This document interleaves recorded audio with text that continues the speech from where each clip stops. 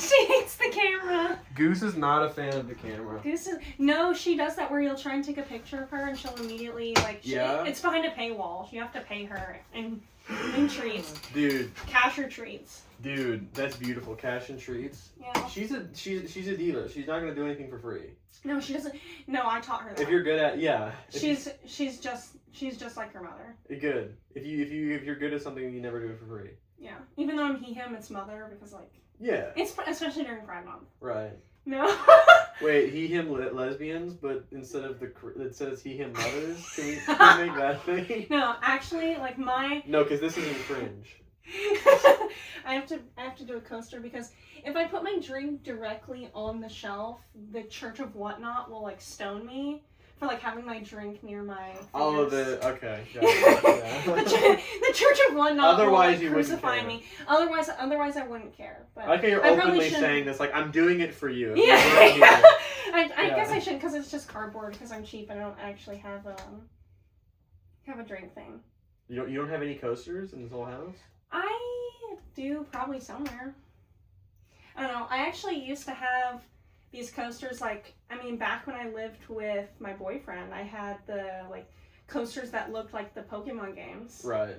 But I don't know where they are. They're probably lost in the room. It's Jover. Also, okay. So yeah, welcome. We didn't even do any introduction or anything. I don't believe in intros, actually. You don't believe in intros? No, I don't, because who actually cares about intros? Who does care about intros? You're actually, it's not like I do intros. Well, no, because I do intros, but I never thought about that before. Yeah, when I'm watching it, I don't mind them, though. Yeah, but, I always, because they're so short, I don't actually skip through them. But if an intro's too long, I start skipping through it. Now that I think about it, I guess a lot of the best comedy podcasts I know don't have intros. Yeah. Yeah. That's so true. Well, also, I guess for some of the podcasts that I have, I need some sort of intro to kick off the conversation. Yeah, and that's what intro should be. Yeah. So you're doing what I think intro should be, but what people usually do intros, that's why I skip. But me and you have known each other for so long that I could say rabbit and immediately we're bouncing off each other. Yeah. Funny thing I heard about rabbits the other day, and then that's fine. But I actually, preemptively, before even recording one episode of the podcast, I came up with 2 spin-off ideas for this podcast. No, that's when I come up with a comic or show idea for my characters. I'm but the spin-off series would be this. Yeah, exactly. So, hold on. So this is, of course, I'm not doing an intro. I'm just... You're allowed to do an intro. I'm not doing an intro. I'm just saying the name of the show, No Future, Just Bitterness. And there could be a spin-off series where it's it's we're just doing basically us making YouTube videos like Unis Honest or something, us doing whatever. Yeah. And that would be No Bitterness, Just Future. And then a sitcom where it stars us as best friend roommates, and it would be All Bitterness, All Future. But it's not a TV show, and we're actually roommates and we're actually best friends. Okay, yeah. I just actually and we live on the set. Yeah, we live on set. It's just to lower the set costs. It's actually our house. Yeah, it's actually our house. That makes it sound like we're homeless actors. But, yeah, okay.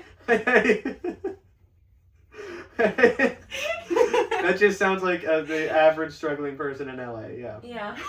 Just living on the set, yeah. No, I actually don't understand how people live in LA, because I went to California for the first time 2 years ago.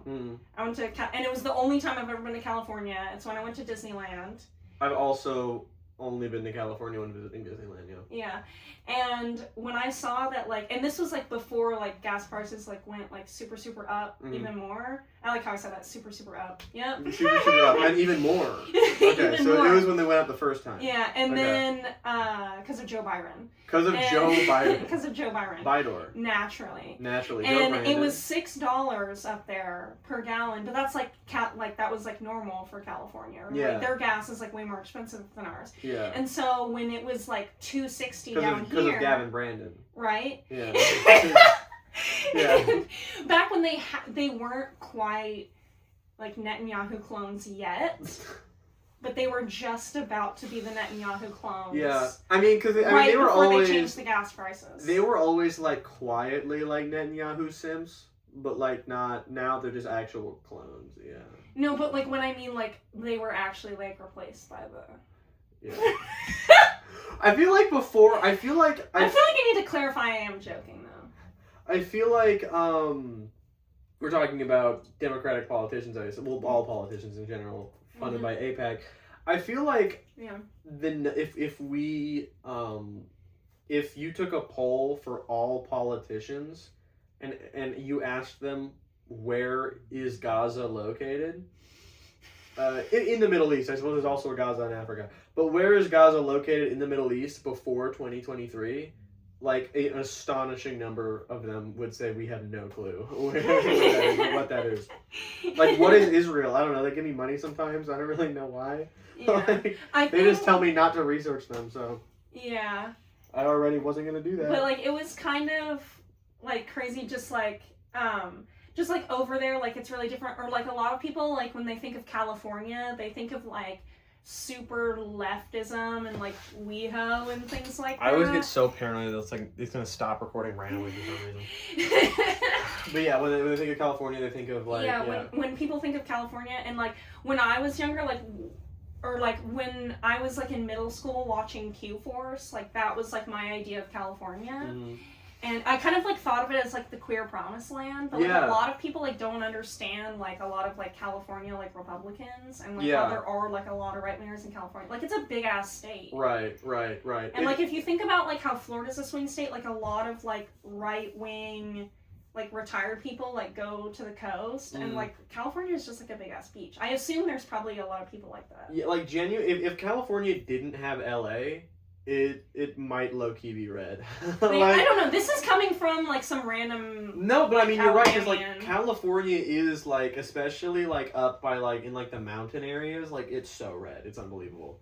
But we are also in a location that differs from what the what the larger location is known for. Yeah. I feel like every red state has like their LA, because like Georgia has like Atlanta. Yeah. Texas Atlanta's has like LA. Austin. Yeah. Dude, I love it when like right wingers are like, we're moving to Texas because we don't want any more of this blue crap, and they move to Austin.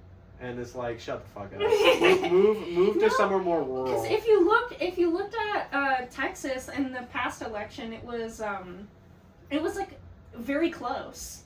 Yeah. Like a half and half. Like because in this last election? Yeah, in this last election, it was very like it was it was not a landslide. It was not a landslide red state in this last election. That's interesting since Trump won by so much.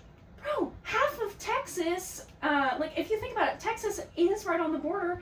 Like half of Texas, there's a very large like Hispanic population in Texas, and when you want to drive when you're saying that all of those people are like rapists, you're driving them out of the country. You'd be surprised though how many Hispanics, in like the immigrant population that did vote.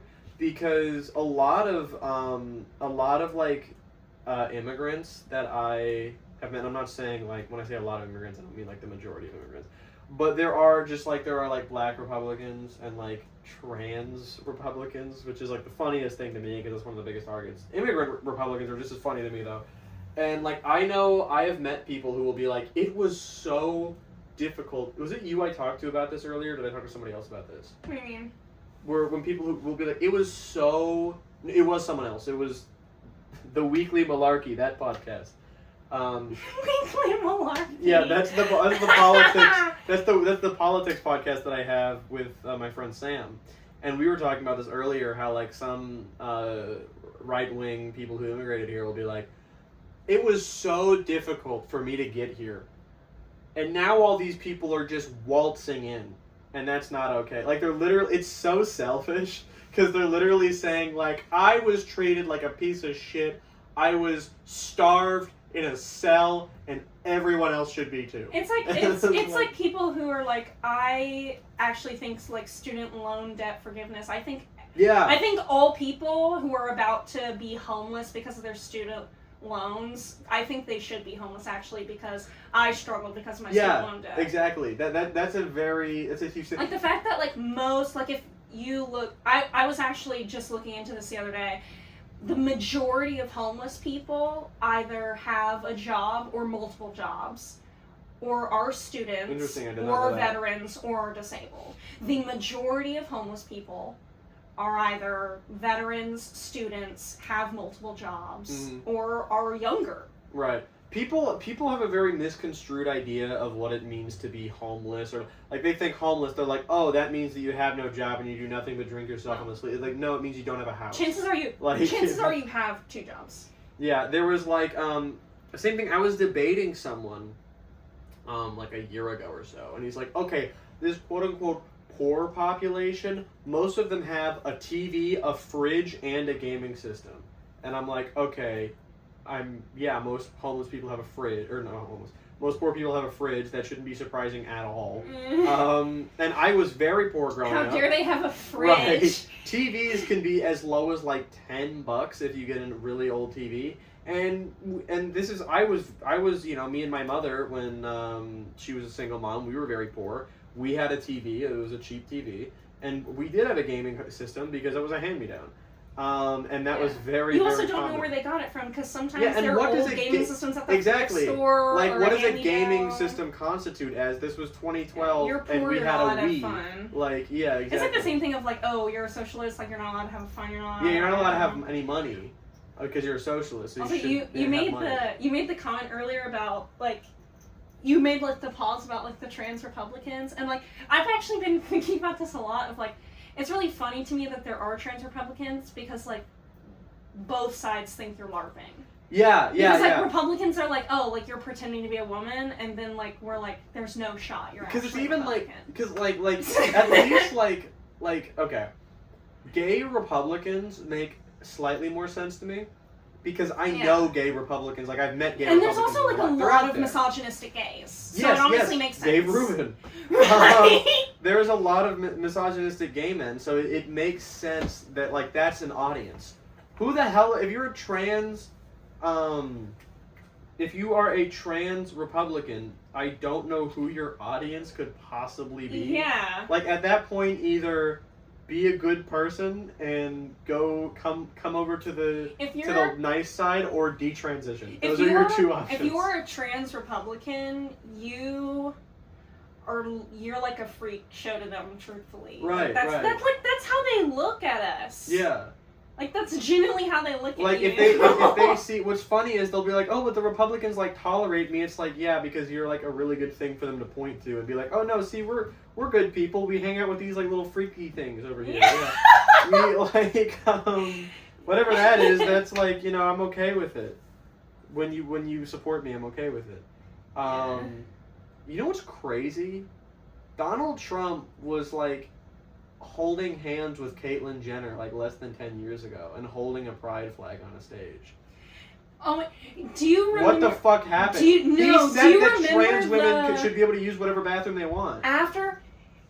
After he was, because it's all like fake, because he just does whatever. Yeah.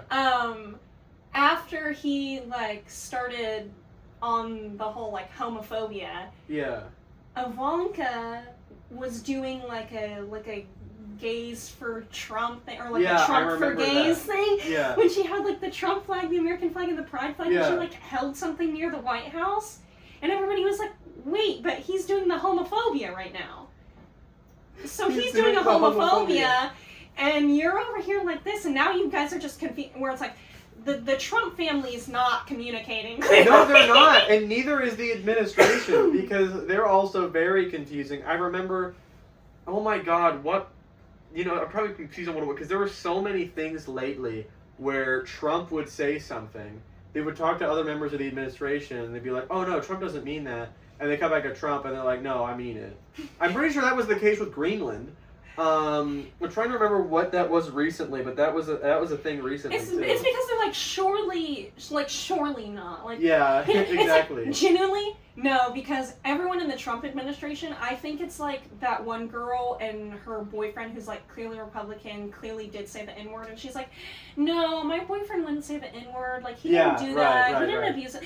Like, his girlfriend, she's crazy, like, crazy X, and then he's like, he wouldn't do that. And then, like, women. He's with his boys, and he's like, I totally did that. Yeah. Everybody knows he did that. Right. he totally said the N-word. Like, there's evidence of it online. You know Trump said the N-word at some point. He has to have. Yeah. No, he don't, like, and they're just, it's like, just that classic toxic relationship of, like, I'm like, no, he wouldn't. And I'm like, he totally did. And he's, like, admitting it online. That's the, no, wait, oh yeah, that's Trump, yeah. Like, genuinely. Dude, oh my god. That makes it so funny, because, like... Of, like, those girls that are, like, clearly with a man who, like, he doesn't like you, like, he's clearly misogynistic, and he definitely listens to those podcasts, but you're in denial. And it's like, dude. Well, that's Trump, except the rest of the administration listens to the podcast, too. Yeah. Yeah, it's really funny. Oh my god, there was this girl, who I talked about on the Weekly Malarkey earlier today. It was so funny. I actually have to find her name now, but she was actually caught being fed what to say on her talk show. She is a very popular, it's like Riley Gaines or something like that. Do you know who that is? Yeah. Wait, no, that name sounds familiar, but I don't. Yeah. Okay. She looks kind of like Meghan Trainor, which already puts me off. In her talk show, she said, wait, what are my 4 pillars again? And someone off screen said, it was leaked footage, they're like, pro-life, Second Amendment, First Amendment, and then other things. That's something you can't... Yeah, and then she read those off, and she's like, I feel very passionate about these things. And then she cut herself off again, and she's like, I know you guys don't like me saying right versus left, but, like, can I say that this is happening because of the left? And they're like, yeah, you can say that. And she's like, okay. This is happening because the left... Look it up, or check it out on the week. Why am I plugging the Weekly Malarkey so much?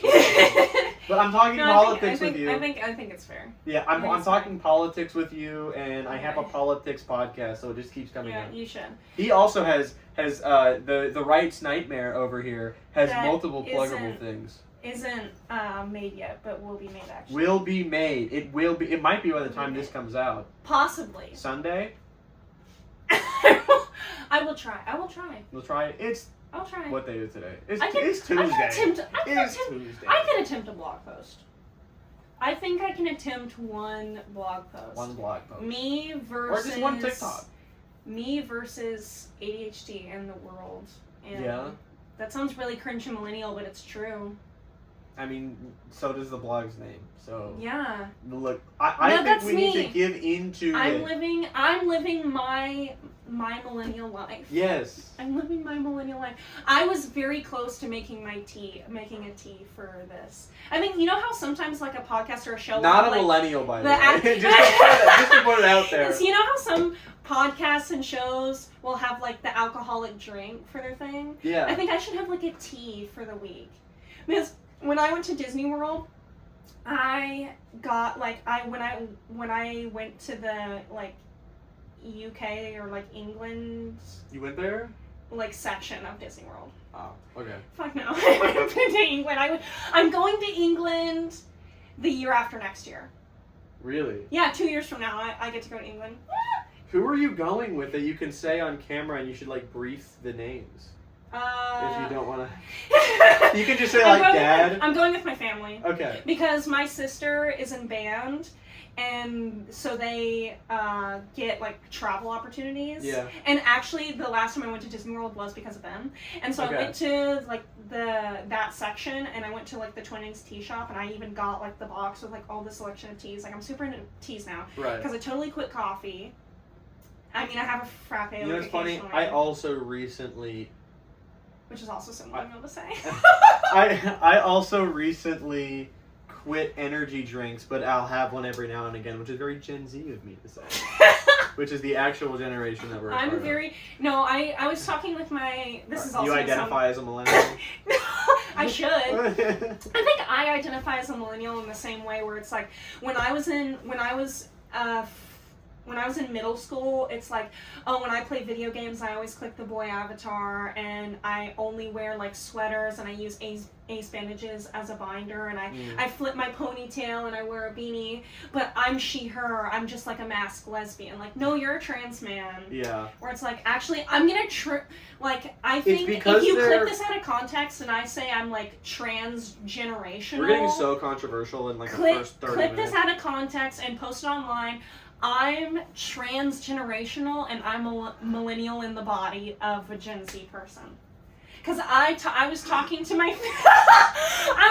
I'm going to be the one to clip that out of context. Because I'm not clip farming myself for that, because if I post that on my own account, then they're going to think I'm serious, because that's millennial. But if I post it on mine, they'll still think you're serious. They'll still think I'm serious. And they'll be like, I got to listen to this podcast. No. But I was talking with my therapist yesterday, and I was saying all I talk about is my job, my kid, my dog. Because I'm a millennial. I don't actually have kids. I have my pet. You're one of those people who call your pet your kid. My kid, my fur baby. Shut the fuck up, and my tease. And it was like something else of like my depression or something where it's like, oh, it was the face you made when you said my ADHD and my pet and my job and my whatever, and I'm behind on my work, and I always have my laptop everywhere, and I'm like, oh, I just need to go to the library and like get my word, type up some words. Oh, actually, there is a half intro that I have to do. We're way too far in for this to count. But hey, you guys should be watching the whole time anyway, because I do have to announce how this works in case they're new. That is the good reason for an intro. Because we're not just a yappy podcast. Yeah. We game. And I took this directly from Distractables. If you've ever seen Distractables, I stole this. And if you haven't, you should go watch that. You should watch Distractables. It's really funny. Have you seen Distractables? No, I haven't. It's really good. I was also talking to myself. Do you like Markiplier? I do. You know that that's his podcast? Yeah, I do know that, Mark, actually. Bob, and Wade. Because I literally have Distractables, like, it's saved, like, in my Spotify library, and it's just been sitting in there collecting. Oh, I listen to it so much. But I'm stealing this directly from them, basically. So I'm hosting this episode, and we get to set up the podcast. It's always going to be us yapping for most of it. But you can have different, categories, like you said. I'm just mostly going to do small talk. Oh, and we didn't do the movie. We'll get to the movie later. Movie review. And then the host also gets to make the other person play a game. And if the other person wins the game, they get to host the next one. But if they lose the game, the host gets to host again next time. I'm in it to win it, because when I host, it's going to be Yowie. I don't know Yowie. No, but you're going to know Yowie. It's going to be Yowie fun. Because I'm a millennial and I only read BO. Okay. My game... I'm just kidding. I actually don't read BL because I actually don't read because I don't have time. Yeah, I don't read. I used to read so much. I need to read. It's because when I start a book, when I start a book, I want to finish it. I don't drop books. I don't care how ass it is. Yeah, no. That's not me. I wish I was like this. That whole shelf over there, ignore the fact that it's all gay. That whole shelf over there, those are all books that I am actively in the middle of. Wow. Like, everything, actually, like, if you look in the two middle shelves, this shelf, and then half the books on that shelf, I'm in the middle of all of them. I'm technically in the middle of, like, I think I got it down to 9 books, but I was like that. And then I'm like, I'm in the middle of, like, 10 books. Now... No, it was up to, it was up to, like, 30-something books I was in the middle of at one point. And I'm like, I'm not doing this anymore. I'm going to just start reading them. And now I'm down to like 9, and I'm in the middle of one that's just so fucking bad. It's called Buck Naked in Another World. If you're watching this... Buck Naked in Another World. Is that like... It's an isekai, obviously. It's a light novel, and it's not good. I don't like isekais. I don't know why I bought it. It might have been the big-breasted women on the cover that tempted me, but I bought it, and it's really bad. It's not a good book. Big-breasted women on the front cover. They were there. I don't think you're a bad person for that. You don't? Thank you. No. He's getting cucked the whole book. He's getting cucked not only by the big-breasted women, but by his wife and his wife's cousin. Yeah. I didn't write it. Don't judge me. I didn't know what I was getting into when I started reading this thing. Hence why I don't want to finish it. I got like 70-something pages left, maybe 6. I just need to push through, but I don't want to. It's so bad. Yeah. I think this is one of those instances where it's like, I think when you're done with it, you should give it to me, because like I've been trying to like find ways, because like I haven't like self-harmed in a year and a half. We're completely clean, but I'm always looking for ways to like help cope with it, and I think like having a substitute for self-harm would be great. And I think you should give me that book, because you're telling me it's an isekai and he's getting cucked by his wife and his sister's cousin, and you hate it. No, and his wife's cousin. His wife's cousin. His wife is trying to fuck her cousin. Is trying to. Yeah. That might be worse for you than self-harm. Like, for your mental health. Like, Yeah. you might go crazy trying to finish it. I don't go crazy trying to finish it. Sorry. Yeah. Oh my god, yeah, this book is not... I'm sorry, I just have a lot Speaking of book... Okay. Controversial book opinion. Okay. One of the books that I tried to read recently, because I do have a few... I like to have a few of like the classics on my shelf. Yeah. Got Like, Animal Farm over there. Yeah, I have Animal Farm. I have... The only one I recognize. I have Frederick Douglass over there. I have... Twilight, The Hate You Give. To Kill a Mockingbird. Like, some stuff like that. Yeah, like actually... I have Othello over there. I have The Magician's Nephew. Oh, that's really cute. I highly recommend that. It's basically a lifeguard and a non-binary mermaid. I absolutely love it. It's really freaking cute. That looks really cute. No, it is actually really freaking cute. I haven't finished it, but I'm like a really good bit into it. You want a really cute yaoi that's also extremely spicy, and I was not ready for the spice? What? Well, is it yaoi if it's not like anime style, like manga style? I don't know. It's BL. I mean, the fake dating game. Yeah, I'm just one of those people. I just kind of like, I don't call it yaoi because like I think it's yaoi or it's actually yaoi. I just like use yaoi as like. That's fair. It's lifestyle, I guess.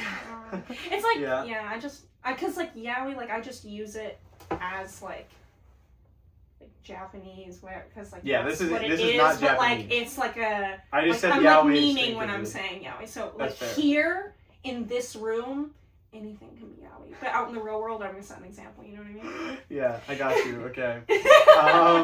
But yeah, no, BL, the fake dating game. That was like my first romance book that I actually read. That's for like adult audiences. Yeah.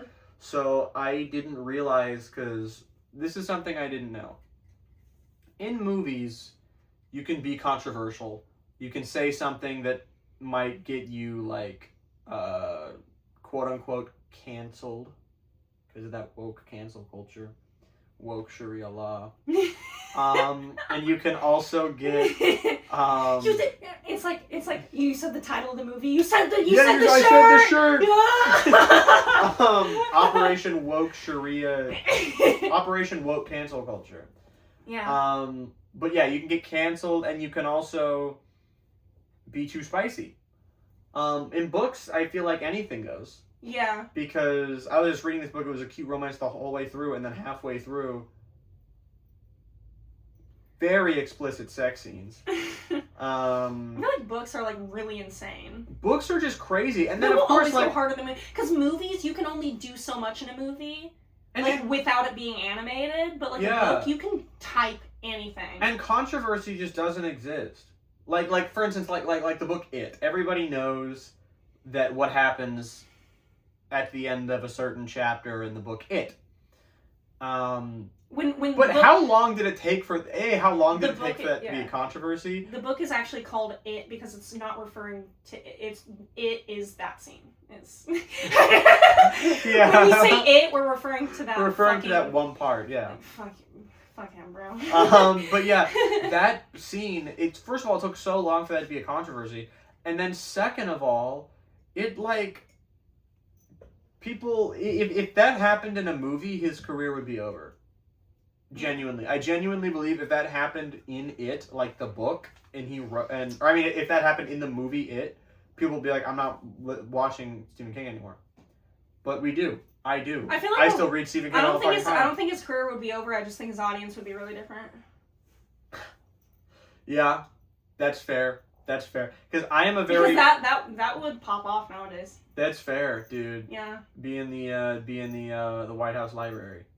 But, yeah, I Stephen King's definitely a guilty pleasure That of would be mine. like the second birth of a nation. They would play it in the White House.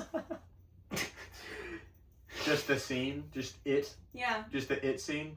Yeah. But yeah, Stephen King is kind of a guilty pleasure of mine. Great thing to say right after that. Great thing to be like, all these pedophiles would love this guy. Anyway, I'm a big I love Stephen King. He's a guilty pleasure of mine. Not like that! Okay. Not that kind of pleasure, Jesus. His books, he's a very good writer. However, I actually stopped reading it when I heard about that scene. Which sucks because it was really good. And my bookmark is still in there and I might pick it up eventually and just skip past that scene. Because it's a really good fucking book so far. But I don't know, man. I don't know if I can keep pushing. That's pretty fucked up. Why would he do that? Why the fuck would you write that? Why would you write that? He was probably on the goddamn island anyway, so... I think he wrote that for the same reason that it's like there's a perfect anime and then there's like that one character that he's does like, it can't be too good. Yeah, because I think there's only one answer. I think there's only one reason because he's fucking weird. And there's only one for the same reason that some of these like mangaka are adding like pedophilic content into their anime. There's really only one reason because you're fucking weird. Yeah, that's fair. I thought you were like it couldn't be. It was too good, so they had to. Yeah, they had to add that's also like an aspect of like. Every single... Can't have nice things.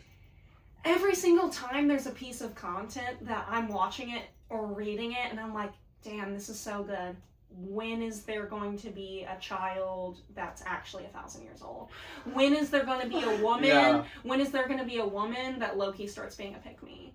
Like, when's the lesbian gonna die? When is the clearly trans person not gonna be trans? Yeah. You know, like there's a lot of transcoded characters in media. Especially anime. Oh. I'm very passionate about this. So I just made a very weird noise. I'm very passionate about this and I feel like a lot of people would get extremely mad at me for this because they're horned up for this character, which, okay, fine. Spider-Gwen. From Across the Spider-Verse. Yeah. I think she's a trans man. A lot of people. Or. Interesting. Gwen, I think she's a trans man because, or maybe even some kind of trans spectrum. Because, listen, there was the protect. So you think she's an AFAB? I think she isn't. I don't know for sure. My headcanon is that she is AFAB and she's a trans man. That's my personal. Okay. But I know, like, in my heart, I'm like, she's some kind of trans spectrum. Yeah. This is a major theory that she's a trans woman. Yeah. But, so you have to protect trans kids in a room, which, but Gwen, that's just her to be an ally. Okay, whatever. I think copium. Her color scheme is the trans colors. Maybe that wasn't intentional. Okay. Have you heard of the theory that Peter is trans?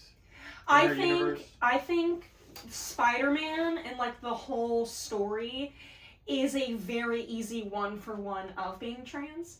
Yeah, and I think it's about acceptance. But if you think about like her colors, like when Gwen goes back to her universe, and her colors and her relationship with her father. Like, I'm not going to go too in depth of my theory because a lot of it is taken from a lot of creators online, and I highly suggest other people, like, go out and find those videos. Like, I'm not just going to regurgitate a ton of stuff that isn't mine. But, like, if you go back and watch that movie and her conversations with her father and her relationship with her dad and her leaving her world, and just with the context in your brain of Gwen Stacy being trans, and watching those movies and how she acts, how she interacts with other characters, and her relationship with her father, how her world looks, the colors surrounding, how her room looks, I feel it. I feel it. I don't know. I'm just really passionate about it. This is gonna have to be the title of the podcast to create controversy. Spider-Gwen is a trans man.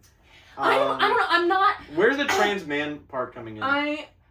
Because it's not like stereotyping. Because like I'm not convinced that she's a trans man. Yeah. That's where my headcanon comes in, because that's really, just the vibes you get. Yeah, that's the vibes I get, because like that's the projection part where I really vibe with like her story and I relate to her character a lot.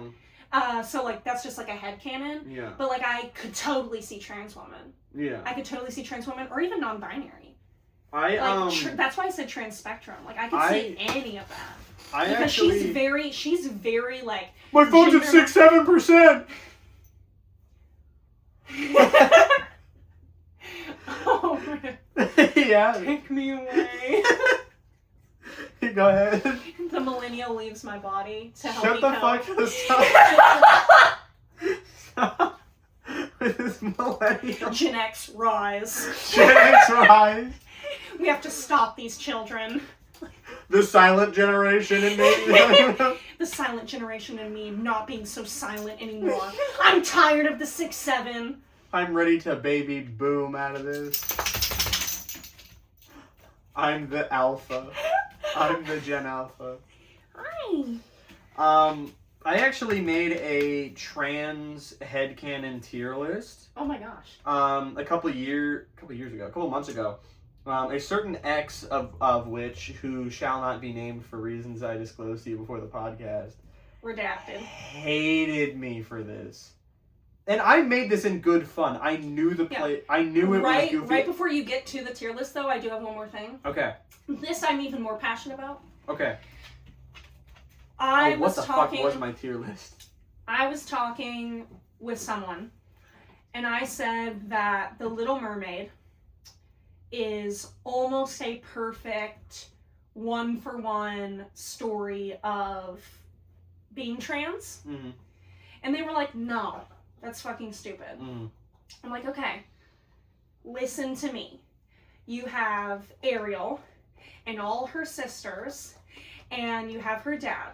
Single dad, trying his best. She's different from the sisters, okay? She's not into the makeup, she's not into the whatever. This is back then, it's more stereotypical. She's embracing stereotypical masculinity. She's going off, she's obsessed with the surface. She doesn't want to be in the water like everybody else. She has a collection she hides from her parents. Okay, she keeps it in her closet. Okay, so she goes in, and then her dad finds her collection and burns it, and then she falls in love with someone she's not supposed to be with. So she's gay and trans. She wants to be a human with legs, and she wants to be with Eric, who's also a human. She's T for T. Is this a headcanon, or is this like you think this was intentional? I think that this is a headcanon just because Disney is known for making all of their villains purposefully queer. Yeah, like Ursula, for example. Yeah, Ursula, for example. I know for a fact that this isn't intentional because they hated gay people. Yeah. But I think that it's funny that they like intentionally create perfect metaphors Yeah. that really resonate with the queer experience, and I find that really funny. So what I find funny is how mad my ex managed to get mad about this. I am going to make fun of her a little bit, but I'm not naming names. Like being a trans person getting mad at this tier list?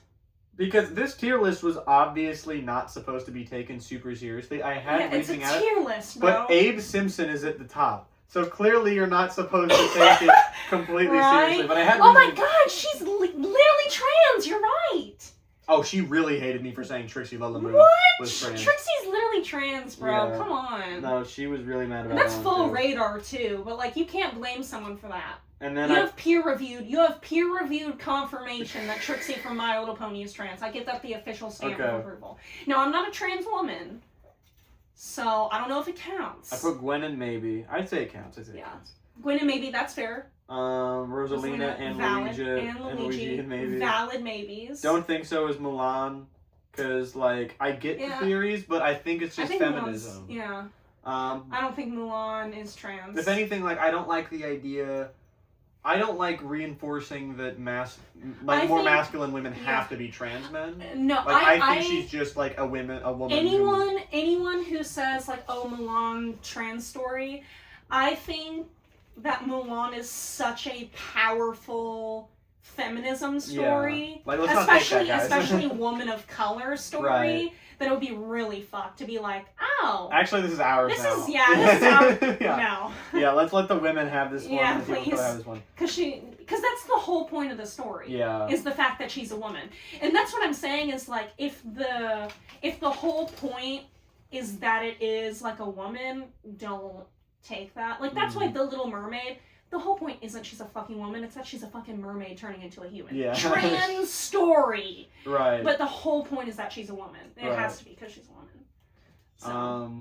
And also don't think so. You don't think Dipper's trans? I don't think Dipper's trans. I think Dipper is like... I had my reasoning. Because like his obsession, a lot of people's things was like, what about his obsession with being manly? And my thing for that... No, that's just real. My thing for that is like that, and also it's like especially a 12-year-old boy. Yeah, that's every other dude. Another thing was he does not want his real name. I'm saying his real name. Obviously, if he was trans, it wouldn't be. But like, he doesn't want his legal name to be found. Like, that's a big thing in the show. He's like, no, it's Dipper. Don't call me. So that is also kind of sus. I see that, but it's confirmed in one of the books that his birth name is Mason. So. Confirmed in one of the journals. So that's just me being a fucking nerd. I will say. I was an actual addict to Gravity Falls. I watched the entire show like 13 times in the span of like 6 months. But anyway, yeah, I own the journal. I did every single clue. People would make fun of me in middle school because I was always writing in the journal, solving all of the puzzles. I wanted to be Dipper Pines. Can I share something really embarrassing? Yeah. This is how you know I was autistic. This is how you know I'm autistic. I did this at the whole ass age of 13, and people forget how mature 13-year-olds are supposed to be. God fucking damn it. Oh, there's like... Every day before school, I would draw the Big Dipper on my forehead with a Sharpie, so that someone might catch it and think that I'm Dipper. And like the star formation, I was an acne-filled kid, and I connected it with the pimples like the constellation of the stars.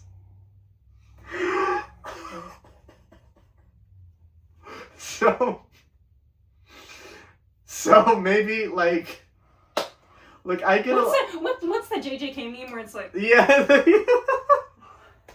I obsess over things, and I did not mask it when I was younger. Okay, to help you out, I will tell like an embarrassing story. It's fine. When I was so younger, it was like right. Ow, goose!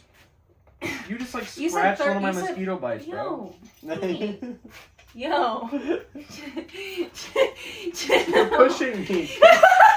Just pushing you around. It's okay, cause like. It was like younger middle school age. I had this necklace that had like a wolf on it.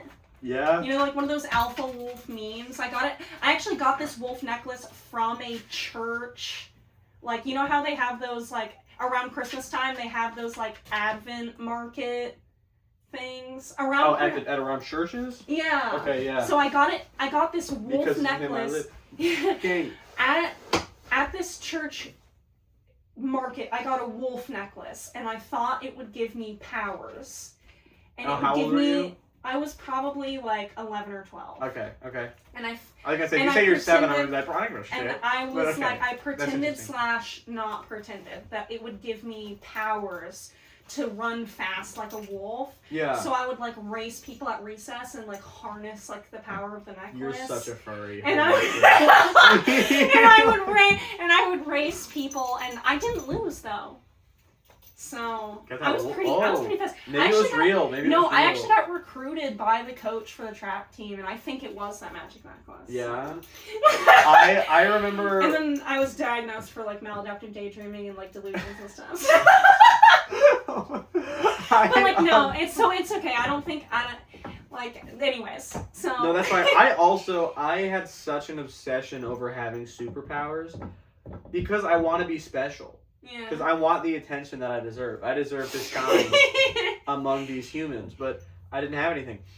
I would genuinely, every single night in my room, meditate, and then I followed these, like, WikiHows on how to do telekinesis, because that's always been, even now, if I could have one cool superpower, it would be telekinesis. Maybe not the most practical, that wouldn't be the most practical one, but if I'm just trying to be cool, telekinesis for sure. And I'm just sitting here in my room meditating, and I mean, this is like an hour every night. I'd be like, okay, Mom, I'm going to bed, and I would meditate, and then I would spend time, like, doing what the WikiHow told me to do, which was, like, so I would take an object, like Superman mini Funko Pop here, I would look around the whole lot. This is basically all just extreme meditation. Memorize the object, and then just set it down and focus on it. Like, I'm thinking about the whole thing at once, and I'm going to make it move.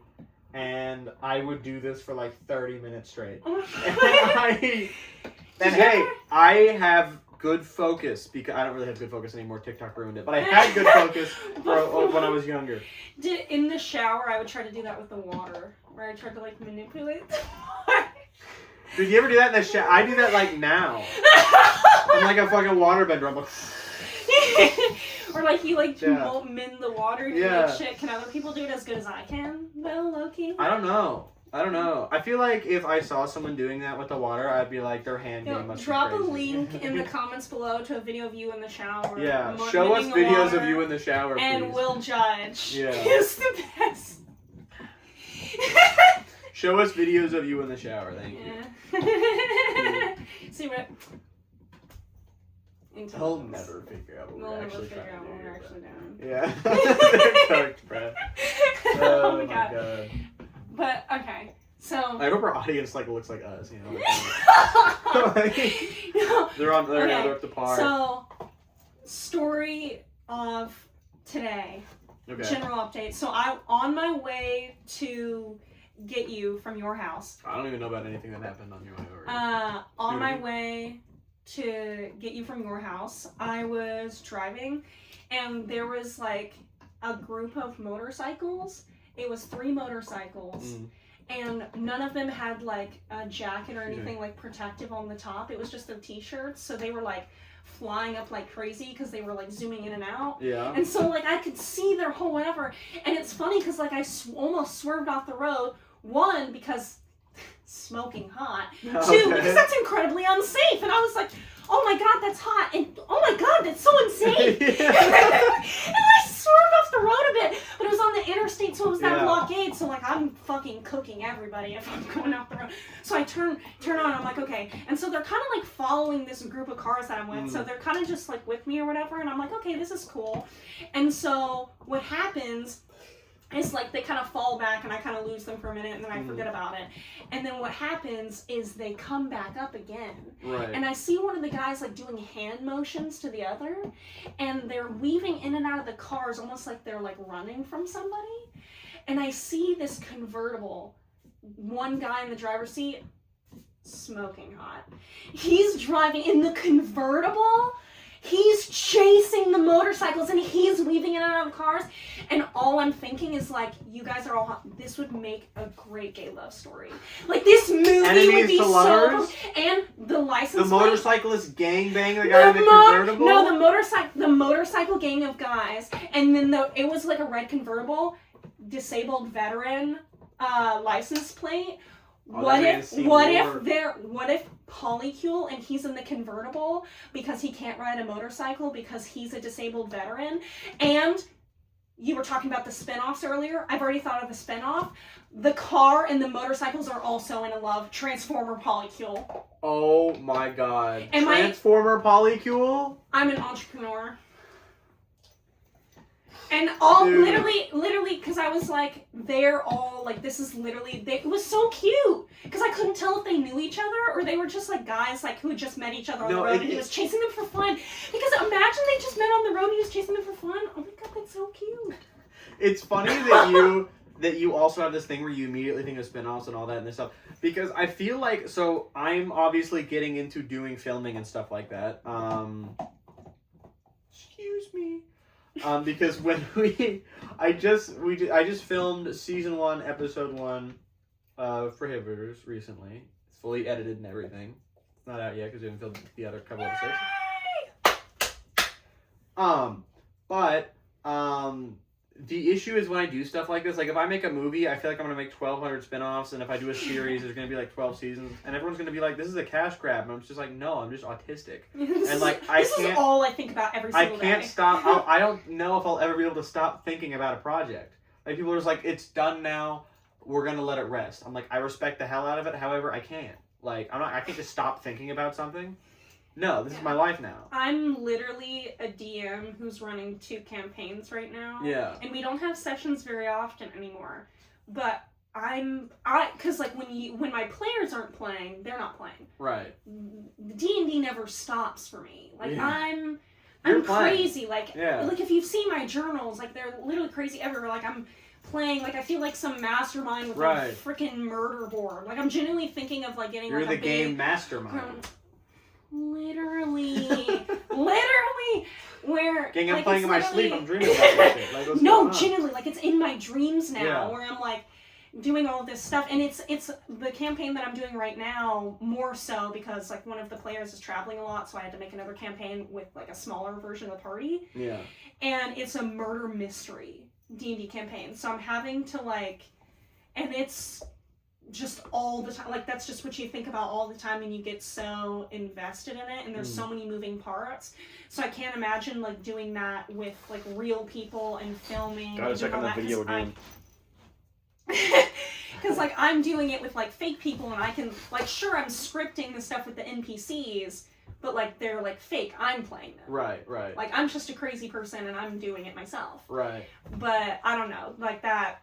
Like, a lot of people are like, oh, like, you're making so many variants of the same thing. Like, I think if I was really good at singing, I'd be annoying because I would also make a million different versions of everything. Because if I'm writing a song, I'm probably making a million different versions. Now, do I trust super rich artists when they make a million different versions of something? No. But realistically, I feel like I would make a ton of different, like, album cover variants because I'd be really passionate. Like, oh my god, I just released a fucking album. Yeah, there's gonna be, like, collector edition variants because that's... I released an album! What are you doing? You're sitting on your ass at home buying all of them because they're so cool and I'm rich and successful and you're not. So... You'd be such a good rich capitalist. I would. I would. No, I'm like. No explanation. No, I would. No, I'm serious because like I feel like that's why I love watching Fear Ann because I'm like Austin, where I'm that person where it's like, I think I would be great if I like came into immense power, and then they're all like, oh my god, why'd you say it like that? But like, no, I get what he's talking about. I love Austin. But it's like, stop saying came into immense power. You're gonna be a dictator, and he's like, no, but I feel like I would be nice though. Like I think I would deserve a few massages if I gave everyone free healthcare, and they're like, no, but you shouldn't say it like that. But like, I get what he means. I get what you mean. I would be a good dictator. I know exactly. I feel like I'd be a good dictator. Dictator, I hardly know her.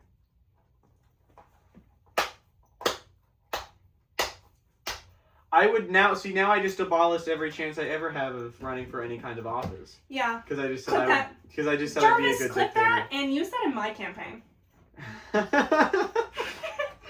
No, because actually it doesn't matter. Because Trump literally said that he wants more people like Hitler, or like he wants more. What did he say? When January 6th was happening, he was like, Hitler had amazing like workers who just did whatever he wanted them to do. Why can't I have more people like that? I should have stormed the Capitol. And then he won a second time. Like genuinely, I wish I could have stormed the Capitol so I could get out of jail free card. Because, like, imagine you show up to one rally and then all of a sudden you can, like, get out of jail for free. Yeah. Oh, true. Right? Because he also released all of the people who were, like, actually violent, and people who were in there on top of other charges also got released. So you could literally storm the Capitol and then go, like, beat someone to death. And you still would have gotten released, because he released everybody who got punished for that, even if they was on top of other charges. So, yeah. I can't stop looking at the 3 cameras on your phone, because it looks like the Mickey Mouse ears. Oh, I don't think it looks like Mickey Mouse ears. I always think like the Apple cameras kind of look alien a little bit. I think it's kind of funny, see it, yeah. right? Because they're just separated enough, and they're like equal enough to where it's like, oh, like it's kind of giving Hidden Mickey, but like it's also like a little bit too like futuristic. I see what you mean. You know what I mean? Dystopian Hidden Mickey?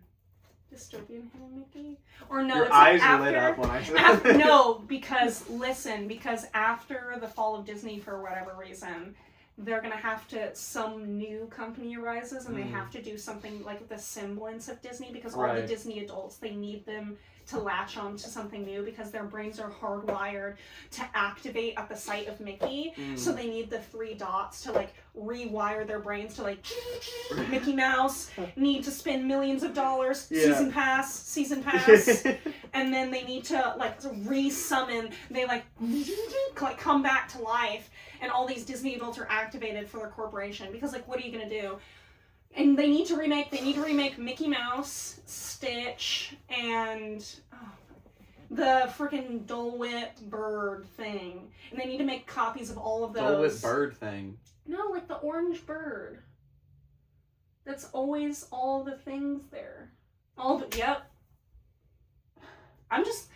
Sometimes my sentences should be left in the drafts because I don't have autocorrect like in my brain like everyone else, so it kind of just like no, I definitely don't. I have to like there are times where I will, you know, when like you're fighting with autocorrect because you want it to work and you keep backspacing and typing it but you get it wrong over and over again, so it's backspace type. That's me a lot because I will repeat a word over and over again and get it wrong every time. Like, instead of saying, like, awesome, I'll go, like, that was a bad example because it's a very short word. They're going entrepreneur. I'll be like, entrepreneur. I mean entrepreneur. I'm entrepreneur, like, over and over again. like breast milk. I mean breast milk. I would say that, but as, like, an actual slip-up. And, you know, like, it would not be Freudian. You know, like, when you're playing a game and you get, like, trophy unlocked, like, on PlayStation? Yeah. I did that in real life because my autocorrected one of my words to bitch on Apple the other day. I think that says a lot about me. Most awkward conversation I've ever had with Grandma. No, I'm so glad. But, like, my phone, when I typed something, then it changed it to bitch, and I'm like, but when I try to type bitch, it autocorrects it to something else. Dude, I remember my friend, Schroeder. Mm-hmm. I genuinely, this to me was more baffling than the Nikocado avocado reveal. So, you know how he types, right? Yes. He types very, very odd. It's like you have to... It's like Groot, where it's like that trope in the movies where it's like that character that like speaks very It's genuinely like that character in that show where it like speaks in a different language but all the other characters understand. Like that's us with Schroeder, where you have to like be around it long enough to understand what the fuck he's saying. So like these are just the most recent messages I've sent to him. He said, that's already a thing, this is for Matthias, but this, my new spelled N-U-E, phone spelled F-O-N-E, by the way. And then I just spelled J-S-U-T, got scammed by an Irish twink with an E at the end. Anyway, that's just how he types. And this is like not even that bad compared to how it can be. One time, he messaged me talking completely normally. And I immediately was like, why are you talking like that? Perfect English. And he said... I would have called the police. He said, I turned my autocorrect off. And I said, off? What do you mean? And he sent me in his phone, he had like a personal autocorrect where he had every single word autocorrected to a misspelling of itself. So he could type normally, and it would correct it to look like that. Again, more baffled than when Nikocado Avocado showed that he had lost weight years ago. Like, no, Schroeder's 3 steps ahead. Yeah, Schroeder's 7 steps ahead. That's actually so... 6 or 7 steps ahead. Like, genuinely. That joke was 6 or 7 steps ahead. Holy shit. Yeah, I know. He doesn't even know him that well. You talked to him a total of like 2 or 3 times, maybe. Imagine how I felt. No, but I've seen enough random videos of you guys wandering that church to know how silly. Yeah, we wandered a church that he used to go to. In a wig and lipstick. Yeah. I love you, Schroeder. We love Schroeder. He was in a wig and lipstick. We were wandering around this church that we found, and there was like a MAGA, like Republican RNC thing happening in there. Yeah. Oh, I like how you... Here. Goose, can you not chew on a ball? Oh, yeah, I didn't even realize that was happening, my fall game. Can you chew on something that's not so... Can I grab a water real quick? Yeah, of course. We'll take like a quick intermission. Oh, intermission? Okay. Intermission time, guys. Boom. Back from the intermission, and I want to start the conversation by saying, as a trans woman, I like to pee standing up to assert dominance. Even you're struggling to come up with something. No, I immediately am going to fire off. As Okay. a trans man, I'm a squatter. You're a squatter? I'm just kidding. No, I just wanted to say something, because I'm like, there's... Well, I mean, what's the alternative? Like standing up? Yeah, there's no... You kind of have to sit down. I mean, No. you can train. What is there to say? You can train and aim. What? I bet you could, because like there's still like a stream, right? Some form of stream. That's how that works. Yeah, so you can try and stand and just work on your aim, you know. This is not a good thing to start off with. No, it's fantastic for Okay. you. I think I am here as an observer as well. Yeah. And we're all just going to sit here and watch you talk about how you assert dominance as you... Yeah. Yeah. Well, no, because I feel like as a woman... Yeah. I feel like as a woman, having a penis is very powerful. Yeah. And I think that that's one of the things that... Your really woke girlfriend's going to get kind of mad at you for this opinion. I think that it's powerful in... Fuck, you're right. She's going to hate you for this. I think... Okay. Not in general. Obviously, there's nothing stronger about the two types of genitals. I know what you mean. Yeah. She's not going to know what you mean. But, like, in terms of American... The American idea of what's considered powerful, you know, like a man who has a penis and is strong and is blah, blah, blah. I fit all of these categories, and I'm a woman. And I think that's very powerful. Like, yeah, I'm a woman, and I pee standing up. Entrepreneur. Yeah. Fearless entrepreneur. Exactly. I'm a woman. You're breaking the mold. And fat schlong. So, like, what... Like, I'm just saying, all the things that they deem what makes men so strong... Yeah. I have all of those things, and I'm a woman. Even the violent tendencies. I have an effeminate version of them, but yeah. That's fire. That's what I'm saying. Yeah. Dog tag, Walmart job, voting American. Exactly. Long schlong. All of the things that are typically associated with men. And right before this, we went to Twin Peaks like real Americans. Yes. We went to Twin Peaks.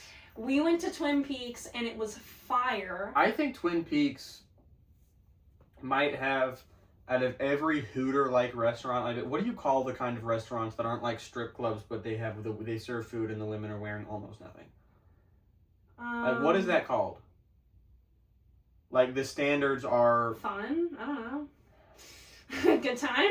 You know, like, what, like a restaurant where, like, specifically they try to put the women in as little as possible without exploitation. Yeah. I think Twin Peaks... I'm trying to get my, like, bro, but, like, also performative bar up. You're getting the performative male... I have to cater to both genders right now. Yeah. Like a frat I don't guy, know. like a woke frat guy. I think Hooters is just so like. It's just known as the Hooters thing. Yeah, it's just. It's kind of like how you call Kleenex, or you call tissues Kleenex. We call exploitation restaurants the Hooters restaurants. Yeah. But I think out of all of the exploitation restaurants, the restaurants that specialize in exploiting women, this was probably the best at it because they barely wore anything. I really like that they had like the McBling thing going on. Yeah, I had the big chunky belts. It was kind of Y2K. Yeah, it was very, and it was fashionable too. Yeah, it was fashionable. It wasn't just like the Hooters uniform. Yeah, they change up their uniform occasionally. It sucks because they'll make their workers pay for a lot of their uniform. Wow. Which, yeah, they're like really, because I almost worked at Twin Peaks. You talked about so I did a lot of research. Thank God this is halfway through the podcast. And I talked to someone. I was co-workers with someone who also, their second job was working at Twin Peaks. And I talked with them, and like I said, it's ranked serving, so depending on what section you get depends on how hot you are, how good you are. You pay for most of your uniform. That's why they have the QR code thing for your reviews. So when we had our server, she was fantastic and she talked about anime with us. So I left a review that came straight out of Krispy Kreme. There was so much fucking glaze. Yeah. And I literally like Hi. Oh. How's it going? You were better at glazing. You're like Mom Donnie levels of glaze. Yeah, no, I can get very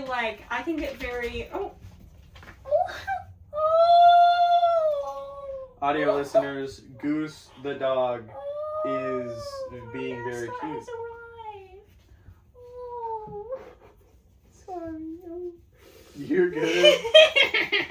I love when she gives me a hug. It is very, dude. She is an adorable dog. She's so lovey. She's very lovely. clingy. Yeah. Which I'd rather have a clingy dog than a dog that like fucking hates me and just sits in the corner. I want a cat that like doesn't hate me, but like I want a tsundere cat. like maybe like if I'm ignoring them too much, they get like kind of annoyed with me and they'll like claw at me a little bit, you know? Like that's fire.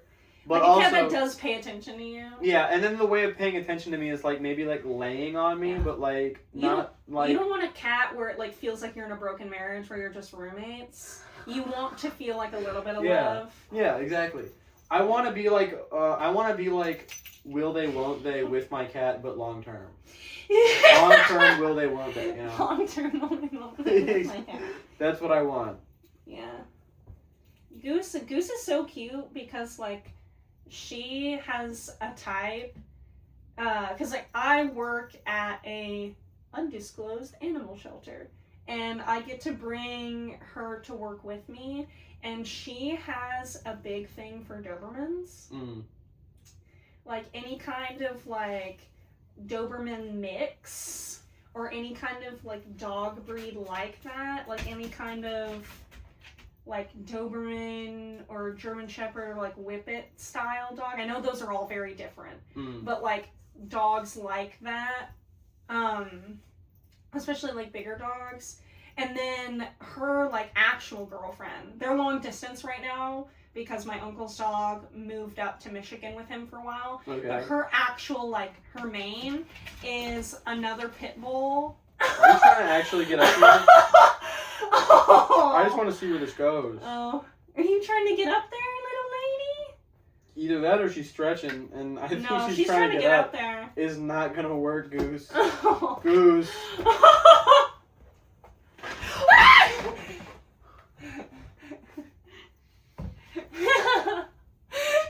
You think you're a cat? She thinks she's a lap dog. Yeah. Are you... I'm going to have to grab onto this like I'm holding onto the bus. You don't want me to get her off? She might have to come down. Goose, come on. Just because that's going to keep happening with the shelf.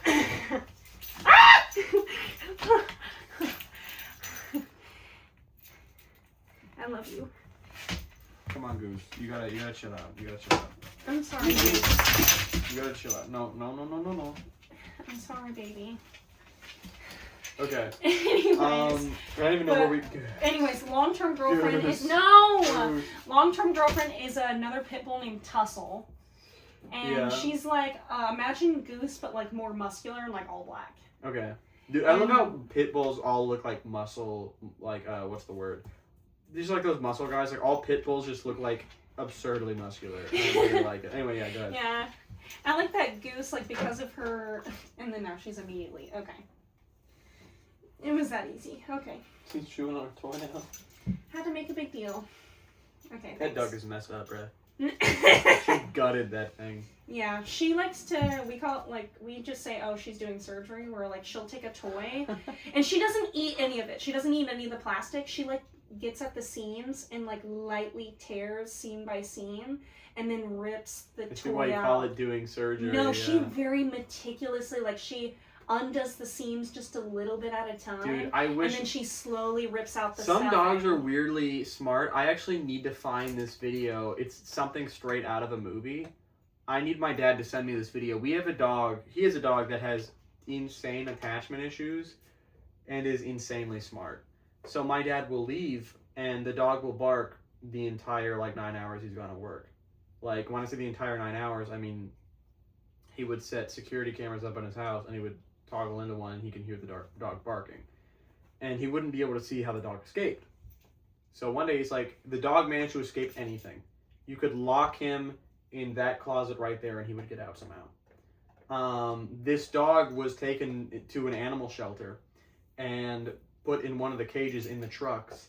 And so it's in a cage, in a truck, and it got out on the road and they were having to chase it off, like, on the road. Mind you, this is how they've been transporting animals. This is the animal shelter. Yeah. These cages are made for animals. They've Yeah. been using this, and the dog manages to not only get out of the cage, but somehow get out of the truck. This dog is out straight out of a movie. One time my dad put up a camera next to the cage, and he said, I'm going to find out how this son of a bitch gets out. And then the dog's barking and barking and barking. Imagine you're the camera. I'll do this for the audience. Yeah. Dog's barking, ruff, ruff, and then you hear the door close, and the dog just goes and reaches its paw through the cage and knocks the camera over, and then escapes and gets out of the house. And my dad didn't know how because it knocked the camera over. I need my dad to send me that video. It's out of a movie. It's literally out of a movie. It's insane. It's insane. She's doing surgery. Yeah. You want to talk about the Backrooms? Sure. Want to get the Backrooms? Okay. So we're gonna do our little movie talk.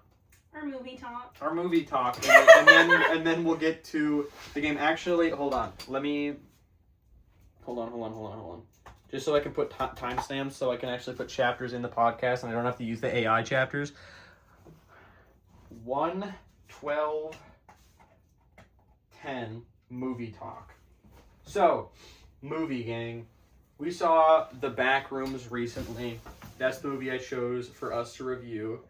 And why don't you start us off while I pull out my phone so I can remember what I rated it on Letterboxd. I thought it was really great. Because, like, I knew, like, back when, like, the Backrooms, like, the game was really popular, like, I watched, like, some of the gameplays and, like, of course, the memes of, like, oh my god, look at this guy on screen screaming, playing a horror game, haha, like, that's what everyone was watching. And Yeah. I thought also, just as someone who loves that we're exploring deep, real mental illness in the mainstream now, Yeah. like, back when, like, Thunderbolts came out, I rewatched Thunderbolts last night. have never seen Thunderbolts. That's not that crazy, come on. It wasn't that big, was it?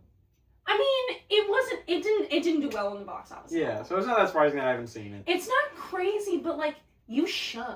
Show it It's, to like, me. really freaking good. It's really freaking good. And so, like, seeing these, like, well-made movies that go really deep into accurate representations of really, like, fucking dark mental illness Yeah. is really good.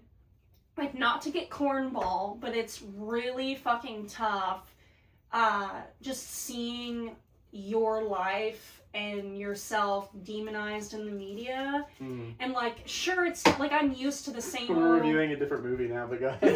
No, because everything I'm saying applies to the Backrooms. Okay. Everything I'm saying applies to the I was Backrooms actually as well. thinking that. I'm like, this kind of sounds like the Backrooms. Yeah, no, everything I'm saying applies to the Backrooms as well.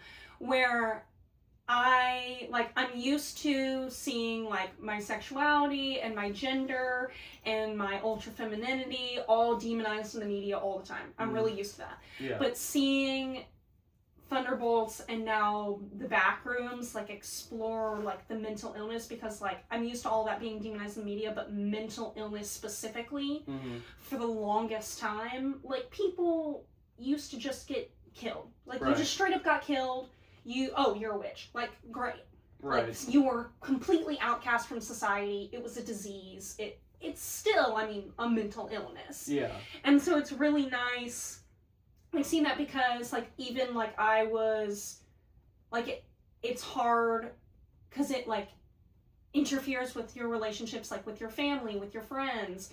And it's just nice, like, having this, because people now need their education to be entertaining.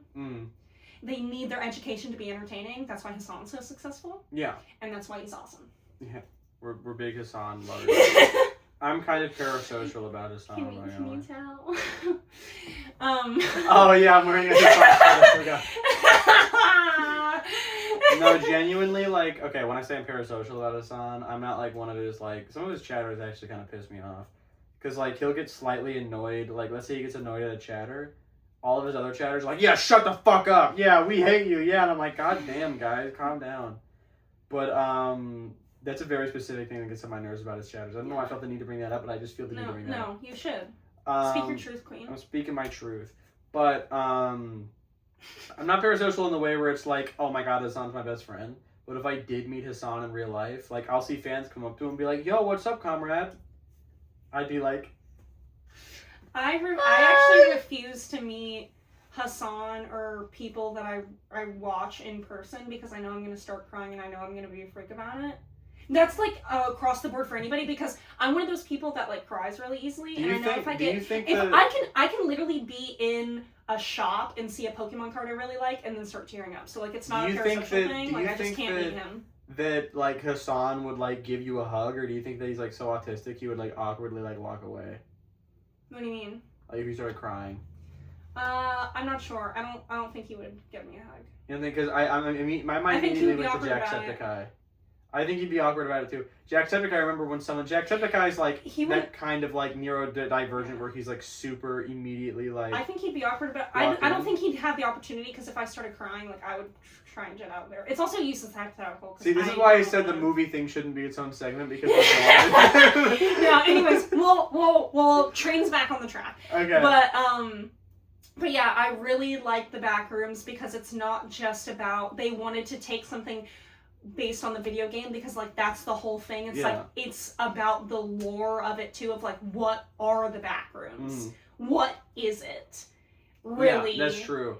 And like having the fact where it's like, okay, it's this guy and his therapist, and like also, and at first it was like really about him, but also like how involved his therapist is.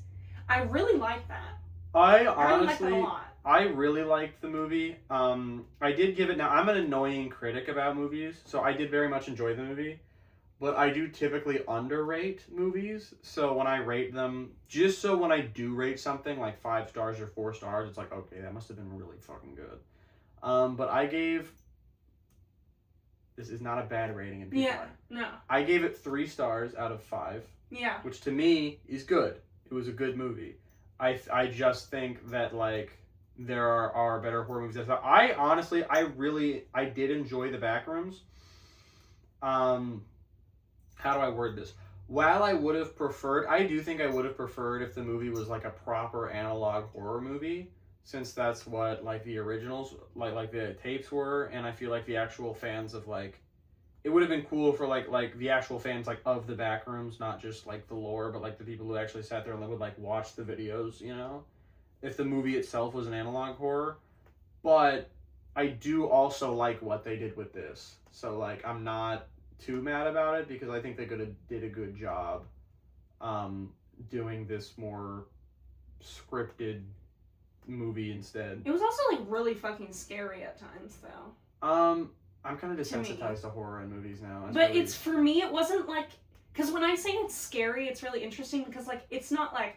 Oh my god! Yeah. But like when I was like hanging on to you in the theater, it was like off-putting. Right. Like when the people started moving, I was like, wait, are they like bad? Are they good? Mm-hmm. Like, maybe I should put, like, a spoiler warning. Now you said you hung on me in the theater and they're going to start shipping us, you know that, right? I'm with someone. Like, yeah. This is very, like, platonic, hang on, but it's okay. Yeah. But it's, like, definitely very, like, wait, like, and then I think the, like, scariest part of the movie, was, like, when he, like, because once I saw the Christmas tree, I was like, shit! And then he goes... I don't know a lot of Backrooms movies, and then the person, like, once the person was, like, coming at him, like, what... Because what I love so much... Because objectively, I think the best part of the movie is when he's over by the wall and then the camera gets picked up.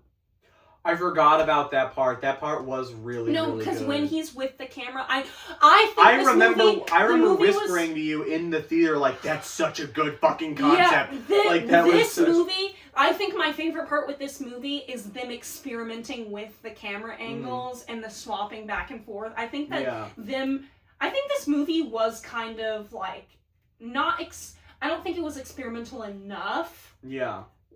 But I feel like it was more experimental than, like, your average, like, mainstream movie, though. I'm not, and this is getting really, really into the nerdy, the really nerdy cinema stuff.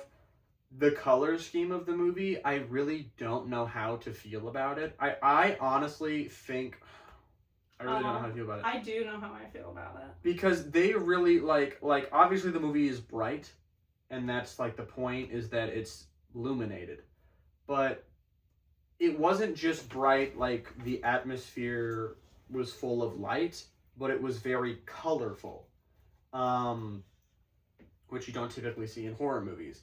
So that kind of took me by surprise. When I see, like, a colorful movie, I, expect something a little more, what's the word, either, like, super chaotic or maybe, like, a comedy or something like that. So to see such a colorful scheme like that in a horror movie was kind of jarring.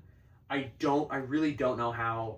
I can't figure out if it's kind of like a goofy decision or if it's like the most genius filmmaking decision. I think because it's based off of the game and having that, like, saturation. Yeah. Because I don't know, I really like it. Because imagine if this movie was dimmed. I feel like it loses, like, a part of its...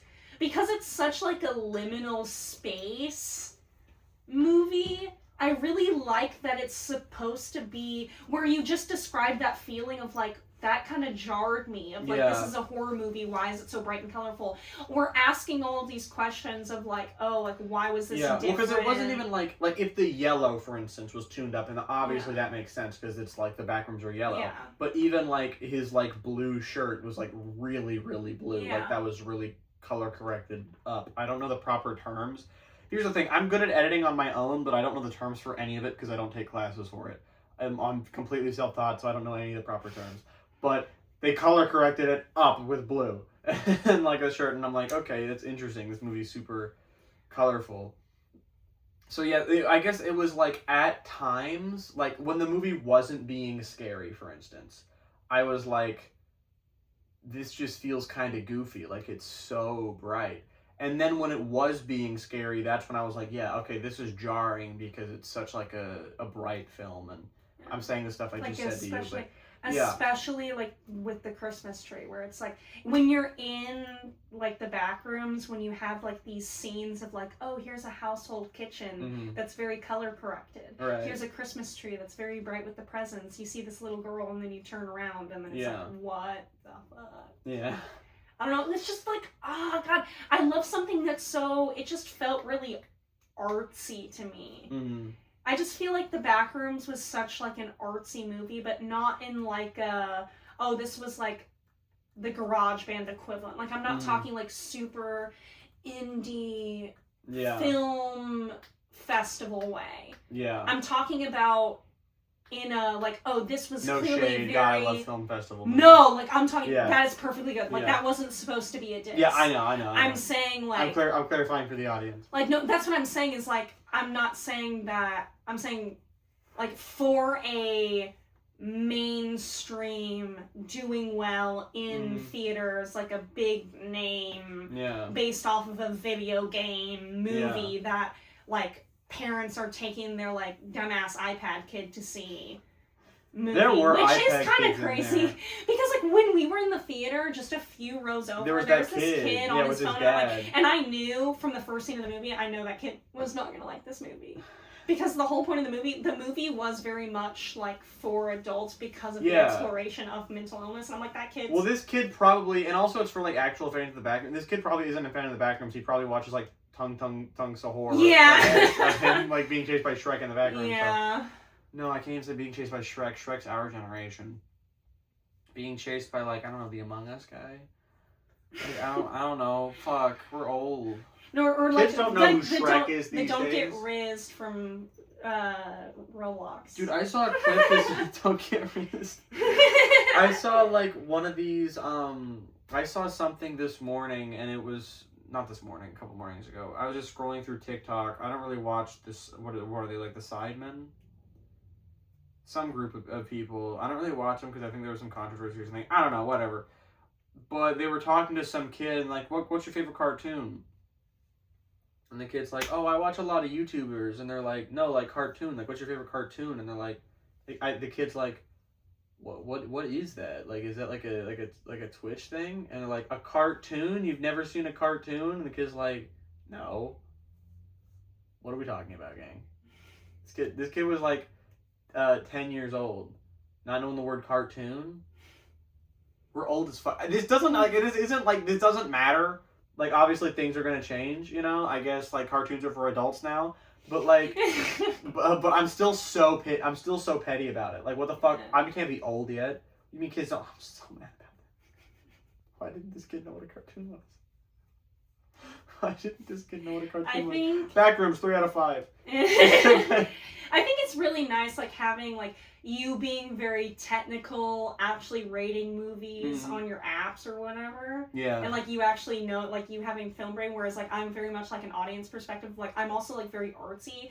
That's very good because like that's a good thing because I'm artsy too, and that's good because I like having that too because I know that I'm the annoying one in the theater who. Everyone's like, that movie was amazing, and I'm over here like, I'd give it like a 2.5. Because you're very film, and you actually make film projects. But I'm very like, I'm an artist. Like I did costuming, I did theater. So like I came from the perspective of an actor, of a costumer, but I'm not like a director. Right. So it's like a different perspective. So like I really. And like the acting, I feel like was really. I wasn't expecting. I don't know what I was expecting. I really, when I went into the Backrooms. Because I noticed right from the jump, I remember that's one of the first things I noticed from the trailer. I couldn't put my finger on what it is yet because I'm somewhat of a film nerd, but I'm kind of a fake film nerd. Like, I don't really study this stuff. The stuff I know about it is just stuff I found out along the way. Yeah. But something about watching the trailer, I couldn't put my finger on it. I'm like, why does it kind of feel like a kid's movie a little bit? And what it was to me was the colors. It was like, oh my god, I get it. It's bright. It's not like a kid's movie, but it's like it's well, yeah, it's like a kid's movie how they're bright, but also like a lot of chaos movies and a lot of comedy movies. I'm like, it's like chaotic. Where in Marvel movies, where even though their outfits are very bright and color corrected, the backdrops are very gray. Yes. Same thing with like even everywhere, like everything everywhere all at once was very colorful. But even that movie, like, I feel like that movie was almost the opposite of what you just described. Like the background was super colorful, but the characters were a little more dull. This movie, like everything felt so bright, and I'm just like, wow, this is. Which I think also goes to show, it's also an interesting because the whole point of the Backrooms, well, not the whole point of it, but one of the interesting things about Backrooms is that. In most horror projects, the whole idea is what you can't see, the darkness, and the Backrooms are, bright. So not only was the actual scene bright, but they also made the colors bright too instead of dull. So I kind of looked at it that way too, which is a very bold decision. That and a part of the Backrooms is you in your head is kind of like creating Yeah. Backroom. Like, you were... I had no idea about that. Was that you... confirmed before this movie or no? I don't remember. Yeah, so... Because, like I said, that like, was really interesting. I was very casually, me too. I yeah. would just watch, like, some of the game. Like, I wasn't super... And it was a while I watched like, it with, like... restarted. I watched it with, like, my ex's sibling. Like, me and them would watch the Backrooms sometime. And then the minute I broke up with that person, we stopped, so... Yeah, like, the end scene where it's, like... You're gonna hear me talk about my exes a lot because I'm a hoe and I go ahead. Go. Any memory of me and my ex? No, literally, I feel crazy because I'll be talking to my coworkers and I'll be like, oh my god, I watched that with my ex. And these people probably think that I just did a lot of things with my ex, but like 99% of the time I'm talking about another person. Yeah. Like, so it's like, yeah. Yeah, but it's really funny because I think, you know that scene where... because like a part of the Backrooms is that neighborhood. I feel like that neighborhood kind of looks a little bit like my neighborhood. Yeah. So when I was driving home after we saw that movie, I was like, oh my god, I literally live in the Backrooms. I know the part you're talking about. The part where like the filmmakers lived, like the camera crew. No, like when she's running from. Like when the therapist is running in the Backrooms. Right, and she goes to the part with yeah, I know what you're talking about. Yeah, like in that weird, like, because it's kind of like it kind of looks like my neighborhood a little bit. Looks like your neighborhood a little bit? Because at night, because even though it's daytime in that scene, at night, like, and when I was driving through, I'm like, this kind of looks like the Backrooms. Because my neighborhood, because all the houses look the exact same, but it's like a trailer park community, right. It kind of looks like a liminal space. That's so sweet. And I'm like, bro. That's kind of spooky, yeah. Because my boyfriend keeps telling me that my trailer park looks like the trailer park from Stranger Things. And it keeps freaking him out because it looks like he's like, this is like Chrissy Wake Up type shit. Do you know what was interesting to me about the Backrooms? I think that even in the Backrooms, there was a... Goose, please. Hey, lady. Goose. Come on. But there was a couple parts in the Backrooms because the movie was trying to prove, or, you know, like I said, one of the biggest parts of the Backrooms was interesting about it is that it takes place all in the light instead of darkness. But a lot of the parts of the movie still utilized the darkness.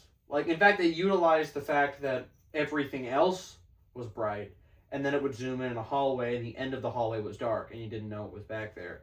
And I thought that was kind of ironic because I'm definitely a believer that the scariest thing to humans is darkness because it's like unknown. Like the scariest thing you could possibly show a human is something they can't see. And I thought that movie kind of accidentally proved that point. I'm not shitting on the movie. I think I really, really enjoyed the movie. But I just thought it was kind of funny that some of the scariest parts to me in the movie were actually the parts of the movie that were dark. Yeah, I recommend watching a video. Vsauce did the minefield. Yeah, I still, oh my god, I keep telling you. What's the scariest thing? See, I never watch the things my friends recommend me. I'm that awful friend. Well, you're going to do it now. Because we're going to watch it together because when he did after the pod? He did, we could. Okay. So, I'm down. We hang out, I hang out with you more than I hang out with any of my other friends, and it's 2 times a month. So, we got to get our time in. Yeah, it's actually, because what you're bringing up of the whole darkness thing of basically during his episode, the episode, because the series is called Minefield and it's different episodes. This episode, what's the scariest thing is he finds what's scary to everyone. Yeah. Because some people are blind and some people are deaf. What would be scary to both of them? Mm-hmm. And it's really interesting. So your whole thing, that comment of oh, the darkness, what could be. Anyways, that just reminded me. Also, you're I gotta prove you wrong. No, it's not even proving you wrong. But you're absolutely right of because it's so bright all the time of how do we in one movie? No. Girl. No. You're making me look bad, you hate me or something. No, it's because guys. So... it's because I don't live here. So she's new person. I'm old and you're old used news. and worn. Yeah. But like New having slide one down. movie of like, okay, like we also have the classic horror elements of the darkness, but we also have, can we make you scared when all the lights are on? And I really like that. That's what I'm saying, is Sorry, it I just had to seems get a kind of different photo and of funky. that. Oh, Just- I love doing 0.5 star. That's one of my favorite parts of that's having not a even a pet. 0.5. Hold on. Do a 0.5. Yeah, from the nose. There we go. Oh, I'm just gonna show it to the camera and hope they can see it. But yeah, there we go. Yeah. No, you have to clip it in and have like the vine boom. True. No, I don't edit my podcast. I got too many of them. No, raw Imagine it. unedited footage. Yeah. No, it's actually good for your brain. You have to imagine all of our edits. Exactly. Plus, like I said, there's gonna be a lot of audio listeners. Even to my own podcasts, I primarily just listen to it on Apple Podcasts. Yeah. The only time that I watch it is when I'm trying to make clips. Yeah. For my TikTok and YouTube shorts. Yeah. And I'll send you every clip I make. Oh my god, why are you looking at me like the homophobic dog? Like she's giving me the side eye right now. No, no. Sad. Goose. Oh my gosh, stop being dramatic. Goose, it's okay. No. Stop. I just want to pet you. Stop being dramatic. Goose. No. Goose. No. Goose. No. Girly, no. It's okay. I'm making it worse. Did you have any Stop more? sniffing my balls, Goose. Oh my goodness. No, not my butt either. Oh. Goose. None of this. Do you mind? HR? HR violation already. Oh my goodness. First day at the gracious. office. First day at the office. You're not being a great role model. Anyway, I think you got anything else you got to say about Backrooms? I think No, did pretty well. I recommend it to anybody, and I think it's like funky and weird, and I think we need more funky and weird movies. That's very fair. We've been getting a good, decent bit of them. And Probably just because of A24. Yeah, I mean, and A24 is owning the... Hell, they helped with Backrooms. They did Backrooms too. So, Yeah. I wasn't even thinking... I forgot they did Backrooms. So... Yeah. Yeah. Hell yeah. Do you want to play my game? Oh boy. Oh boy, indeed. Can I actually borrow your journal anyway, just to keep score? Yeah. Make it easier than doing it on my phone. Okay. Are you excited for the game that I have prepared for you today? Church of Whatnot, I'm putting it on the middle part. Okay. So most of the games are going... I'm explaining this... I could have explained this to him off the pod. Keep the score on this page. Okay.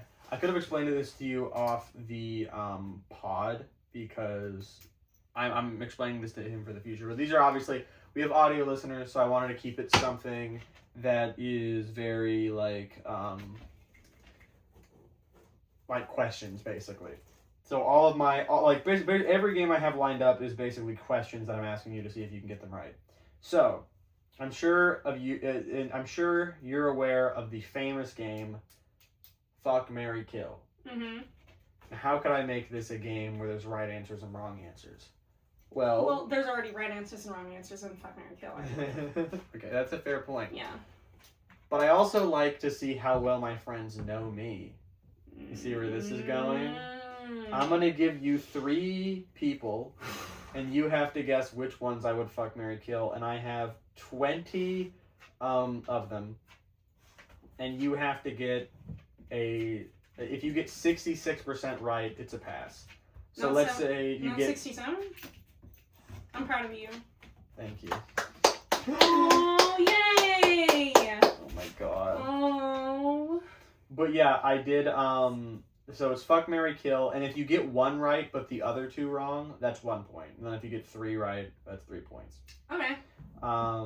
Obviously it's impossible to get 2 right and 1 wrong, because then you would get the 3rd one right as well. Yeah. So, let's just jump right into it. So you have to guess what jump right into it, guys. I've been doing YouTube since I was 9 years old. It's like 10 years of this shit.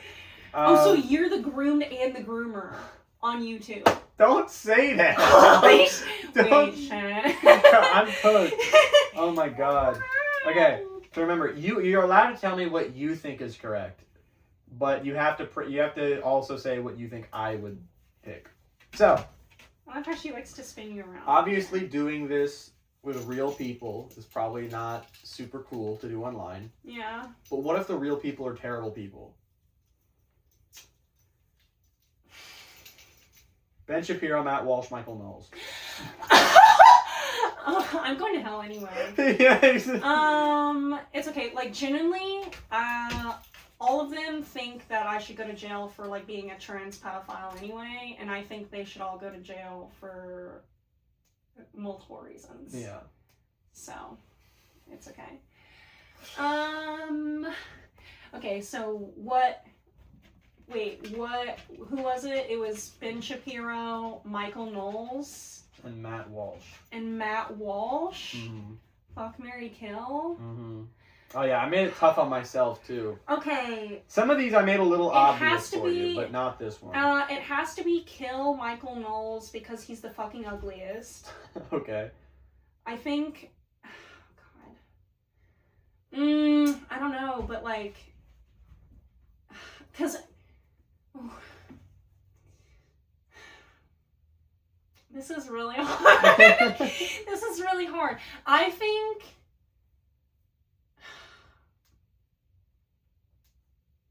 Only 19 more of these after this one. I think you would marry Ben Shapiro, kiss Matt Walsh, and kill Michael Knowles.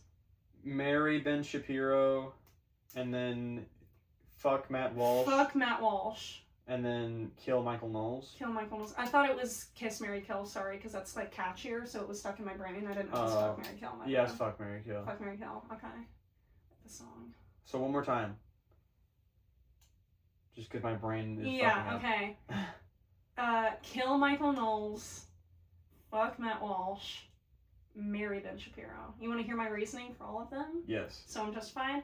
Marry Ben Shapiro because at least you have like the most money because he's the richest out of all of them. Like he's the highest up in the Daily Wire. Okay.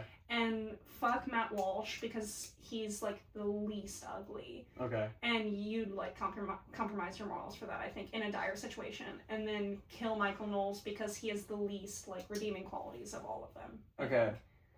Maybe my own personal biases are getting in there of like that's my like objective observer situation. They must have because you did not score any points on that. What? They're all wrong? So. Was it kill Ben Shapiro?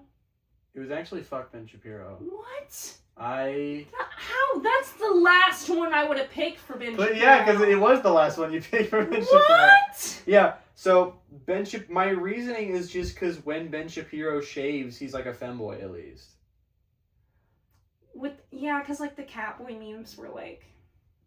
Dude, if he wasn't... No, but like you can't do that because like if he makes any noise or speaks at all, you just can't... No... No, I disagree. I do not think that Matt Walsh is the least ugliest. If anything, he might be on the bottom for like, I think I would rather go even Michael Knowles than Matt Walsh. God, no, Michael Knowles is the fucking ugliest. No, he has no redeeming qualities because Matt Walsh, at least he's like kind of funny, snarky. Because like Ben Shapiro, like he has no charisma. You know I picked marry Michael Knowles? Fuck you. Dude. He has no... That has to be one of those like you live in different states marriage. You gotta listen to my thing here. Okay, so for fuck Ben Shapiro, it's just because like he can be a femboy. He can be a femboy. Matt Walsh is genuinely just like... To me, Matt Walsh is genuinely more annoying to me than Ben Shapiro. Like Ben Shapiro, I get is like squeaky and all that, and he talks annoyingly. But Matt Walsh is like so stupid. Yeah, he's like insufferable. I can't put up with him. It's like he's so. That's okay. It's so like at least that's valid. Like I can listen to Ben Shapiro and be like, okay, this is what like a dumb person thinks a smart person sounds like. Yeah. But like Matt Walsh, it's like, what does anyone see in this guy? That's like, fair. So that's fair. He has to die. And then Michael, fuck, I'm forgetting these are real people. These are not threats. These are of my choices. These are of my choices. And then Michael Knowles, I just feel, was the least offensive. Yeah, because that's the thing is like, Michael Knowles, is what would happen if you like skinned a Muppet and ran it over with a car. And Matt Walsh genuinely he's a puppet too, but for big oil companies. Yeah. It's literally, that's just it. Yeah. And then I don't have to say anything about Ben Shapiro. Because that's the thing, is like Matt Walsh, like sure he'll make documentaries. Yeah. But like genuinely it is just about big oil. Yeah, Matt Walsh is just genuinely like... He's literally just there to suck big oil dick. And just listening to him, like, I don't know, I think he's genuinely just like, he's so stupid. Like, Ben Shapiro is evil. Like, I don't think that Ben Shapiro is, like, unintelligent. I don't think he's, like, super, like, I don't think he's, like, a genius because, like, a lot of conservatives think he's a genius because he's, like, smarter than they are. But, like... He is the smartest conservative, he's the smartest but conservative that's only because he's, like, also because the bar is so low. Yeah, the bar is so low. It's like being... I was about to say, it's like being the nicest man. That's really good. He's like being the nicest man. That's so fucking good. Okay. Jesus Christ. Oh my god, I have so many real people in here. I have real people who aren't bad people either. But it's people who I think wouldn't mind. Okay. I hope. It has to be people that you think wouldn't mind. Anyway, these are people who would mind, but they're bad. Okay. Ted Cruz. If that's... Oh, God. RFK Jr. J.D. Vance. Oh, my God. RFK Jr. J.D. Vance. And... Ted Cruz. Ted Cruz. He's really thinking audio listening. So in question 1, he scored 0. And he wants to get at least... Well, you want to get all 3, right? If... Some people that we watch literally have to put a trigger warning before Ted Cruz's face. So... on my car... I mean, not the car that I drive right now, but on my actual car, I have the "This Man Ain't My Child" sticker. Yeah. Or "This Man Ain't My Son." Yeah. Because he did. Not real, okay? For legal reasons, that is a joke. Yeah. Love that I said that unironically for the first time in my life. Oh, yeah, right? Because I was about to freedom of speech. Really, Dude, unleashing my millennial there. Imagine this whole time I forgot to resume. No, I didn't. I get so nervous about random stuff. That would have been the universe saving our ass. Now this is on the record. No, because I literally... Oh, right? Yeah. No, because I literally have had shit happen, like, to me that so many times that I get super paranoid and I have to check all the time. But yeah. Ted Cruz, RFK, J.D. Vance. Yeah, Ted Cruz. Okay, I'm thinking... Kill RFK. Okay.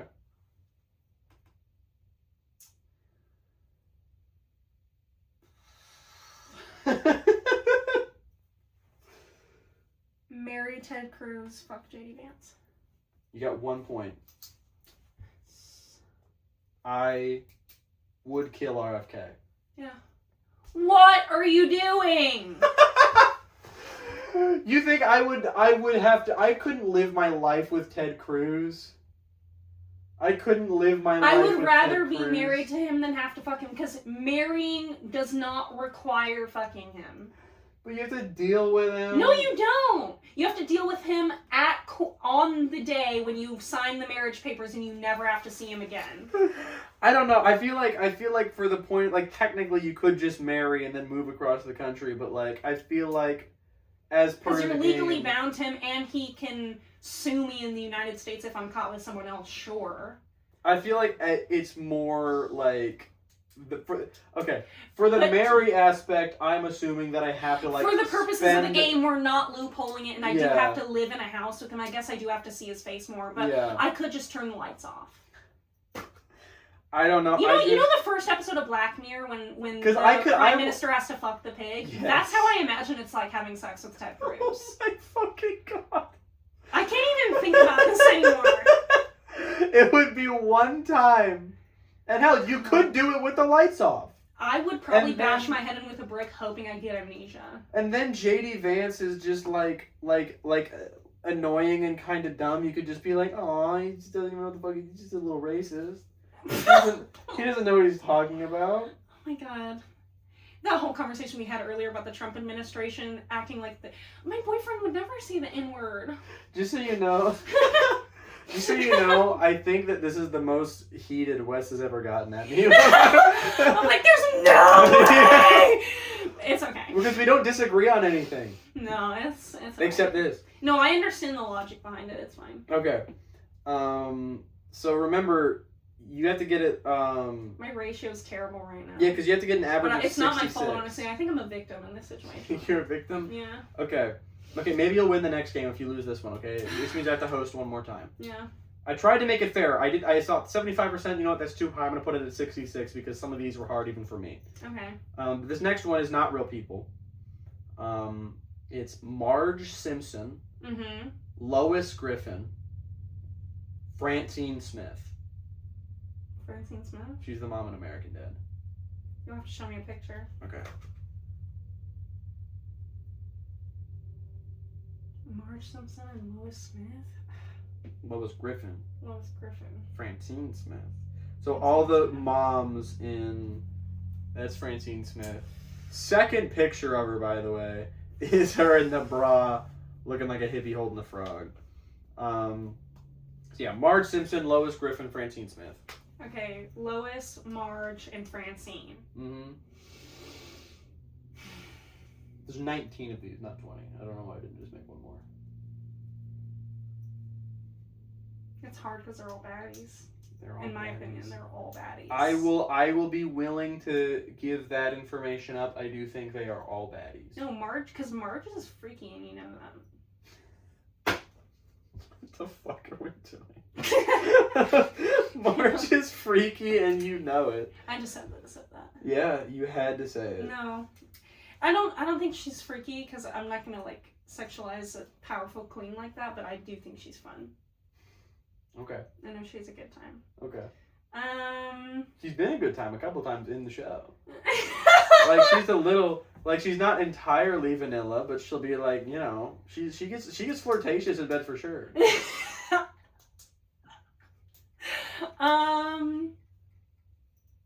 What the fuck are we doing? I think I will do, knowing you, I think what I'm going to do is Remember, don't think of too much logic, also think of me. Yeah, that's what I'm doing, is I'm Yeah. thinking of you. I think I'm going to do Francine as fuck. Mm-hmm. I'm going to do Lois as Mary, and I'm going to do Marge as Kill. You, for you. 1 point. What? So, Francine is fuck, because Okay. And then the other two were swapped? I would marry Marge. Because, Okay, that was very close. I went off the gut. because Lois is more morally ambiguous. She can be for the funny. Yeah. But in The Simpsons, Marge is pretty consistently like a loyal, cares so much about her family. Yeah. She's just like we said earlier, she's a diva. Yeah. And she's a queen.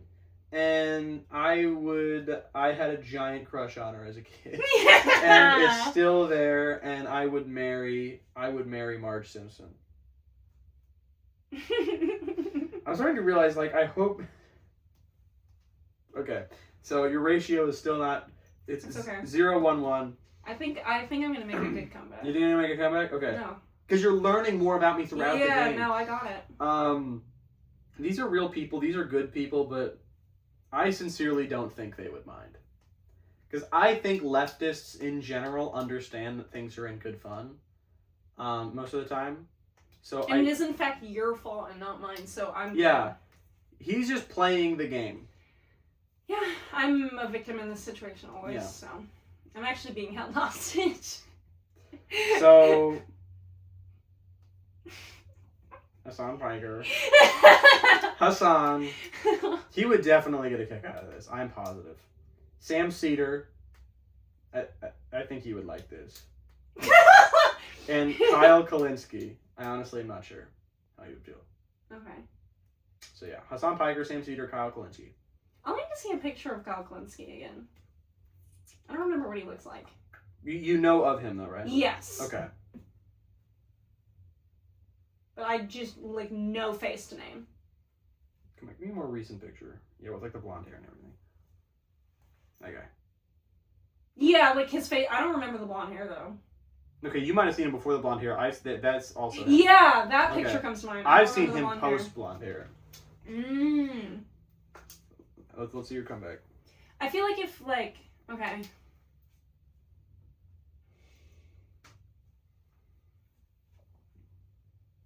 I need to, like, sweep my own personal biases aside.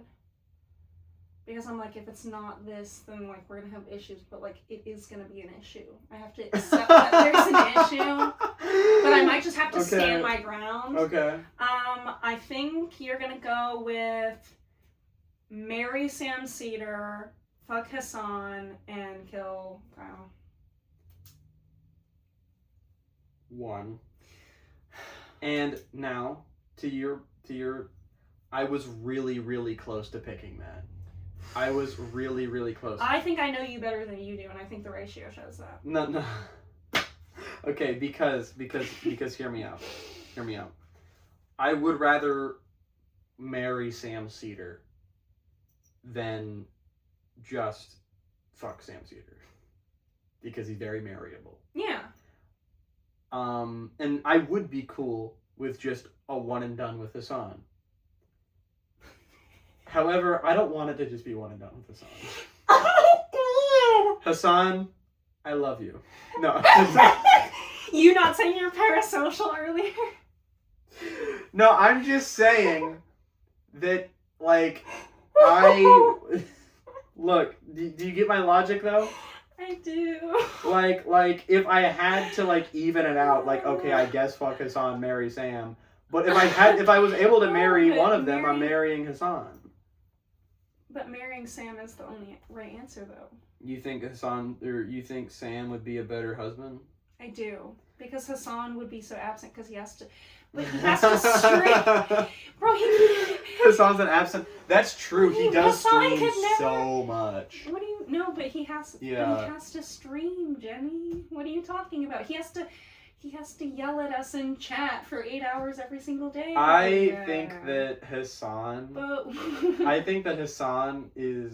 could be a very comforting presence. You know, if you're going through a really rough time, him and his big muscles just hugging. Take it to AO3. Take it to AO3.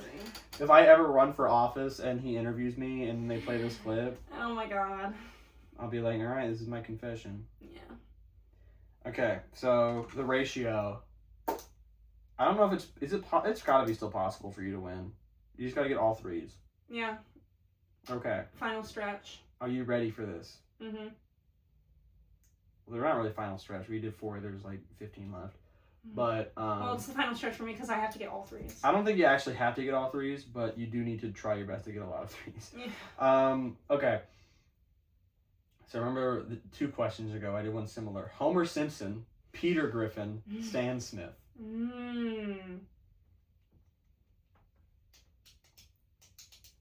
I have to see another picture of Stan. Okay. Because I haven't seen, like, any clips from that show recently. You're right. So, like, I'm not, like... That is not the Stan Smith I was looking for.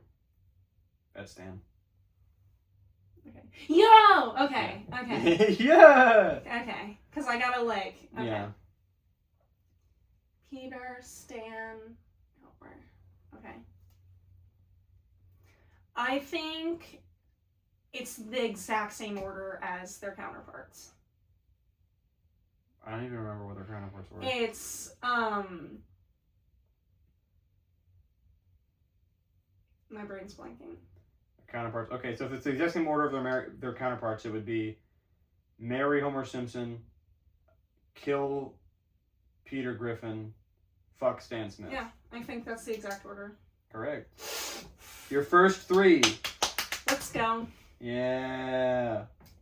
Look at that. Pattern recognition. Mm-hmm. All right.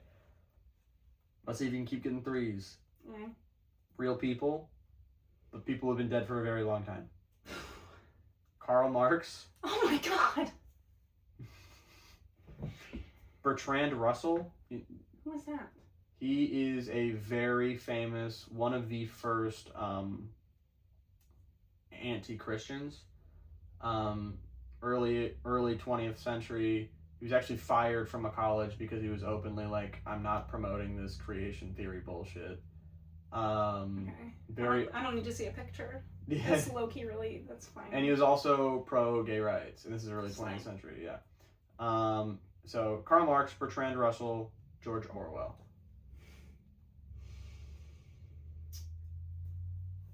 Kill Karl Marx. Okay. Fuck George Orwell. And marry the other guy that I already forgot his name. Okay, you say fuck George Orwell, Mm-hmm. kill Karl Marx, Mm-hmm. marry Bertrand Russell. Mm-hmm. 1 point. What?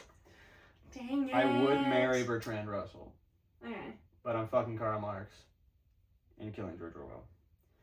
Simply based upon the fact. I should look this up. I don't even know what the fuck George Orwell looks like. Based on their views alone.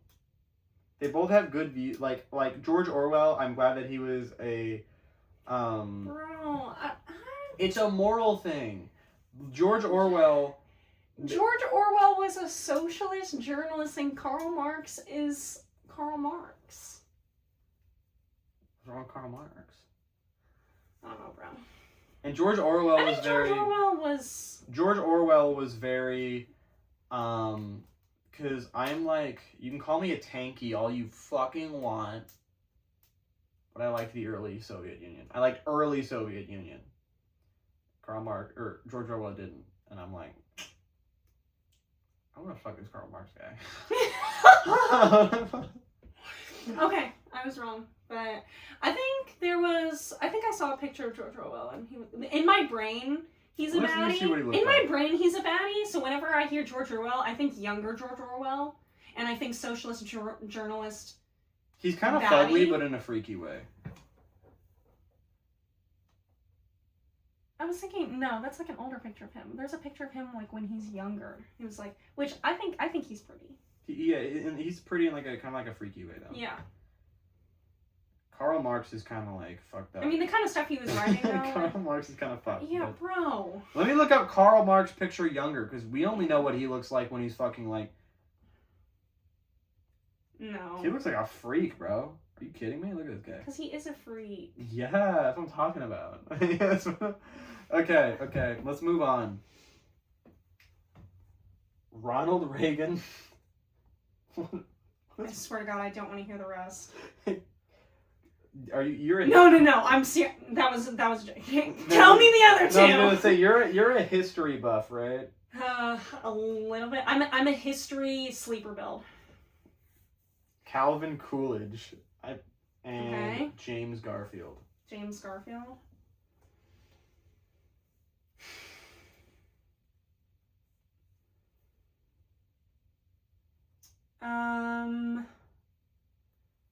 Kill Ronald Reagan. Okay.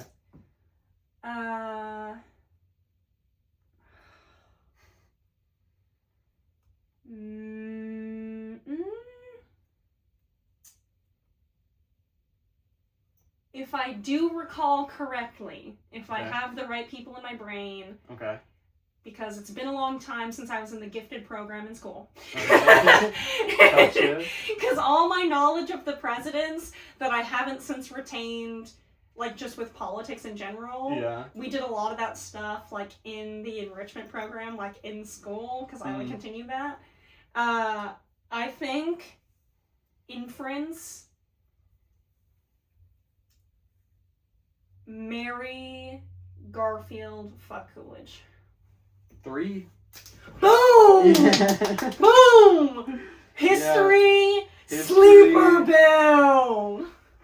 Yeah, no, real. Because James Garfield was good at, and James Garfield, this is an old ass fucking president. He cracked down on the KKK a lot. Yeah. So, Yeah. had to marry that guy.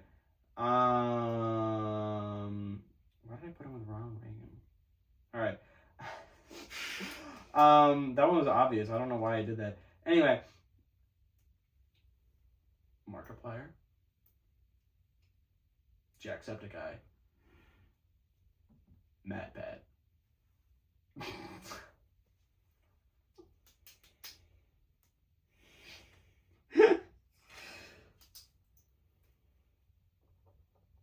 Would you rather have $2.2 billion, $2.2 billion, or $2.2 billion? By the way, I don't think I'm in the money for like any of this. Like listen, I may be a woman.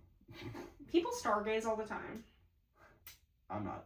Alright, you know what, I'm not gonna say anything. This is all for you to figure out.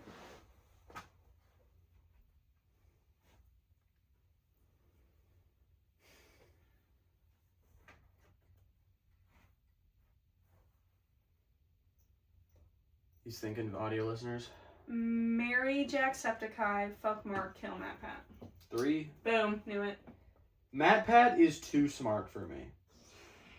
That's like, really funny.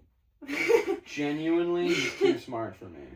That's really funny because I was about to say MatPat should be your Mary. MatPat should be everyone's Mary. MatPat would be my Mary. But you just know that I would marry Jacksepticeye. But I just know you would marry Jacksepticeye. I want to marry someone at either my exact intelligence level or below. Wow, that's not me. Because genuinely, like, I'm such a bad person in the sense where it's like if there's a significant difference. If it's significant, then no. Like, no. But even if you're just like a little bit behind, okay. And I know that Here's about what myself. I'll say. And I know that about myself. Here's what I'll say. Okay. I'm misrepresenting myself. I don't have to marry someone at my exact intelligence level or below.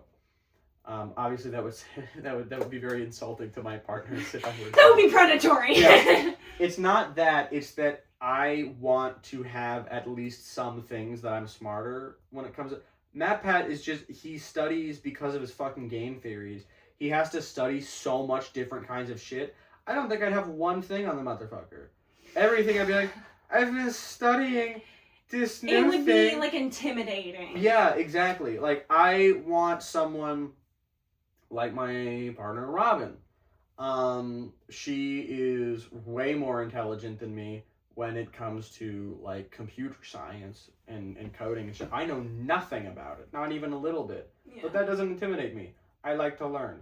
And then I have stuff like politics and political theory that I can speak about and that she can learn from, and it's like a mutual thing. Yeah. I don't think I couldn't. MatPat would just. He would fucking. I would be the only one gaining from the relationship. The amount of money I would pay to just have like one like sit down like a coffee session to just like ask I would him love a few to questions. Talk to him. No, I don't actually. Like I just want to talk and be like, oh my god. Like, I just want to ask him questions. I love MatPat. And I don't want to kill MatPat. It's just, I don't want to marry him because he would intimidate me. And Markiplier's hot as fuck, so he's going to fuck out of the way. So MatPat, like, sorry. Process of elimination. Process of elimination. Unfortunately, I love you, MatPat. Alright, 9. You're like stressed out, like just waiting. Because I'm determined. Abraham Lincoln, FDR, George Washington.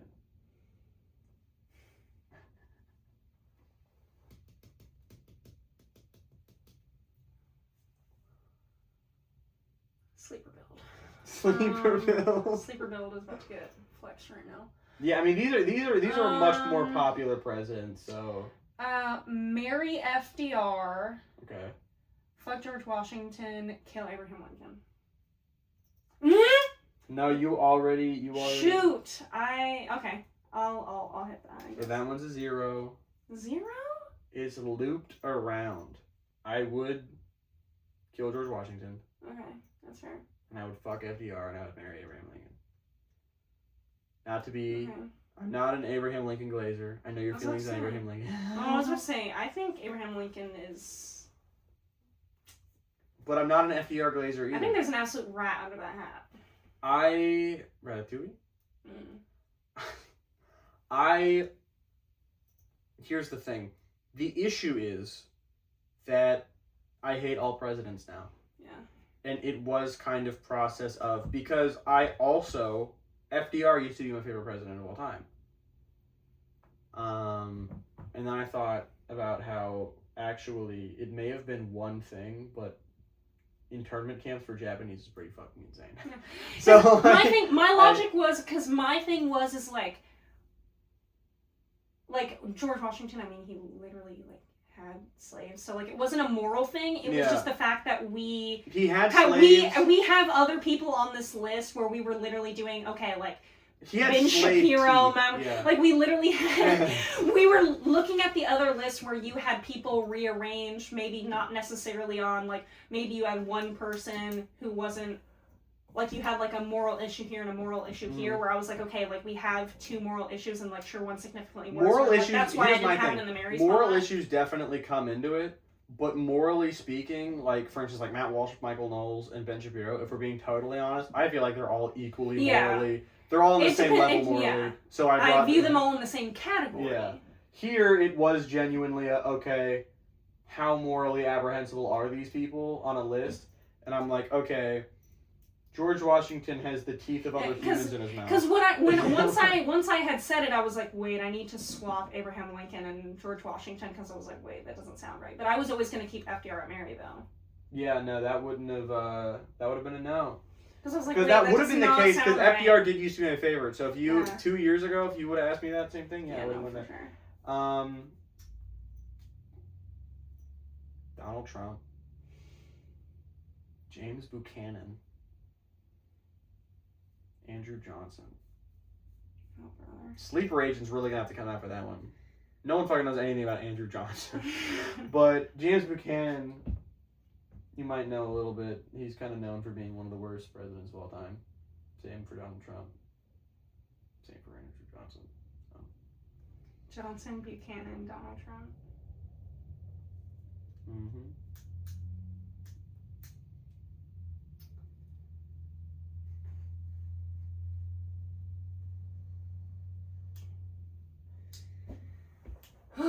Okay.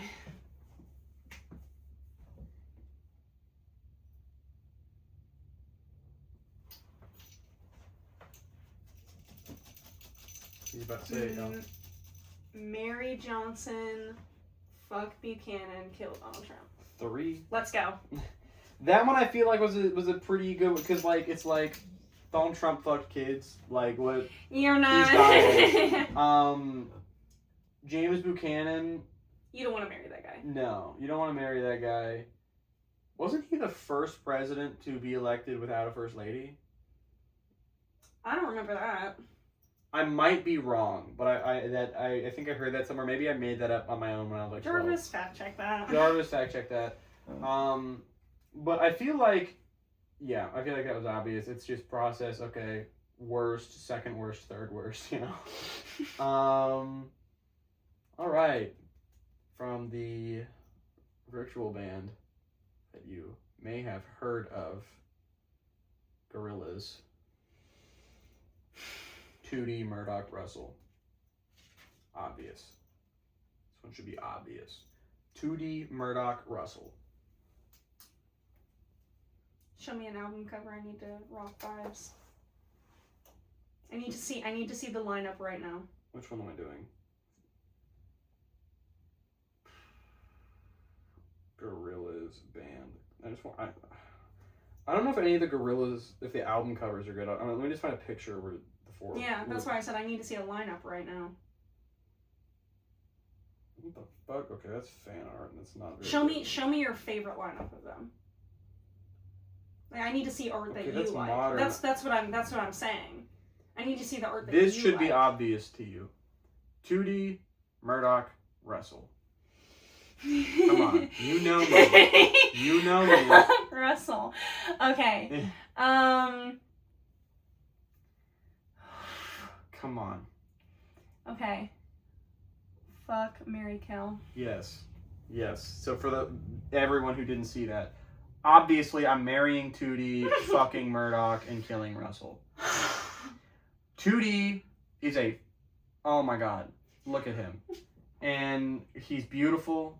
And these are animated characters, so I can gush over them, and it's not parasocial. It's just a little obsessive and weird. Murdoch is a fucking freak. And that's confirmed in the music videos as well. Watch the music video for Feel Good Inc. He is out here with girls crawling all over him, and he's a fan of it. Also, if you watch the MTV In the Crib special with Gorillaz, he talks about how much sex he has in his van. So, or sorry, his RV thing, like his little, yeah. So, he's a freak. And his voice, you know me, I've explained to you multiple times how I love weird voices. Yeah. And he's got one of those, like, I can't even explain it, but what the fuck, where'd that go? Oh, yeah. It's right on the floor. He's got one of those, like, creepy, like, you can just tell how he sounds by looking at him. I love him. 2D, he's, like, he's, like, depressed and shit, and I'm into that. So, that's probably really fucked up to say. You heard it here. Denny loves taking advantage of mentally ill people. No, it's because I'm mentally ill and I need someone to match it. Russell, I got nothing against you, bro. You'd be my friend, but, like, look at him, man. Process of elimination. Exactly. God, 2D is beautiful. Okay. My fault. Anyway, yeah. 3 for 3, obviously. You might have it. We'll see. Not to jinx it. SpongeBob, Patrick, Squidward.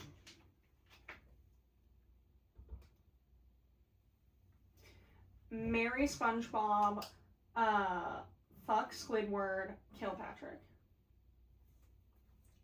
1. I'm marrying Squidward. I should have known that. No, because you literally just said you were to depress people. I know. Literally did. Once I said it, I did. Once it left my mouth, I knew I was wrong. That was such an easy layup too. I'm so. I'm not stupid. Into like okay when I say I'm into depressed so people. Fucking stupid. I just did the. Okay, I do feel like I should clarify a little bit when I say I'm into depressed people. I should have clarified earlier because now already everybody left the podcast because they think I'm a manipulative bastard. Yeah. But like, it's just like yeah. But except for the people you've already manipulated into staying. Yeah, exactly. Like you guys, you don't even know that I manipulated you into staying here. But I think it's more of a thing of pessimism that I like. I don't know what it is. Me either. But I like pessimism. It's attractive. I don't know. SpongeBob, he's made of holes. No, but it's the Mary logic. It's the Mary logic of like the reason you're marrying Hassan, you marry SpongeBob. What's my reason for marrying Hassan? It can't just be one night. Yeah, well, it can't just be one night, but also, like, I feel like he would be very, like, if I was ever sad, like, he would just sit there and, like, hug me, and, like, it would be awesome. Is it new SpongeBob or old SpongeBob, though? Because there are old episodes of SpongeBob where he's depressed, too. That's true. Yeah. I don't know. I do, like, that's incredibly valid, having honestly, Squidward as the Mary. It's kind of just vibes-based. It's kind of just, like... No, I think that's incredibly And I valid. feel like if me and Squidward lived away from SpongeBob, like, we would be happy. Like, it's literally, it's the only... Well, actually, no, Squidward's just stuck in a loop of depression because when he leaves SpongeBob, he finally gets happy again, but then he becomes depressed because he misses that action of being... Yeah, I think it would honestly be frustrating. So they're in, like, a toxic relationship. Holy shit. No, they are. It's toxic yaoi because Squidward understands that they're slaves to the capitalist machine and SpongeBob is happy with just being like a mindless drone for the capitalist machine. And he's okay being underpaid and overworked. That's exactly what I was thinking. Fine. No, it wasn't. And he's like, no, like the corporate elites, like they're like, I have everything that I need, and Squidward's like, no. I love that we're not even talking about Patrick at all because it's just... Because he's... No! Fuck Patrick! People are gonna get mad at me for this. People shouldn't. He's an asshole. No, he's an asshole. He's a bad friend. Fuck Patrick, bro. What the fuck does he even do? No, because what the fuck does he even do? What's his job? He just sits on his ass and watches TV all day. Oh my god, are you talking about the episode where they raise a kid together? Is that what you're thinking about? Also, yeah, that too, but also just him in general. Yeah, him in his general. His fuck-ass friend's getting paid 25 cents a day. Yeah. He does nothing. I think he's getting paid... He doesn't even watch Gary. I think he's getting paid because he's like, I think he said, I'll raise you up to 10 cents an hour in one episode, and he's like, wow, that's 5 cents more than I usually make. obviously the episodes are inconsistent. Yeah. So there's probably but yeah, it's yeah. You're right. Anyways, fuck ass Patrick.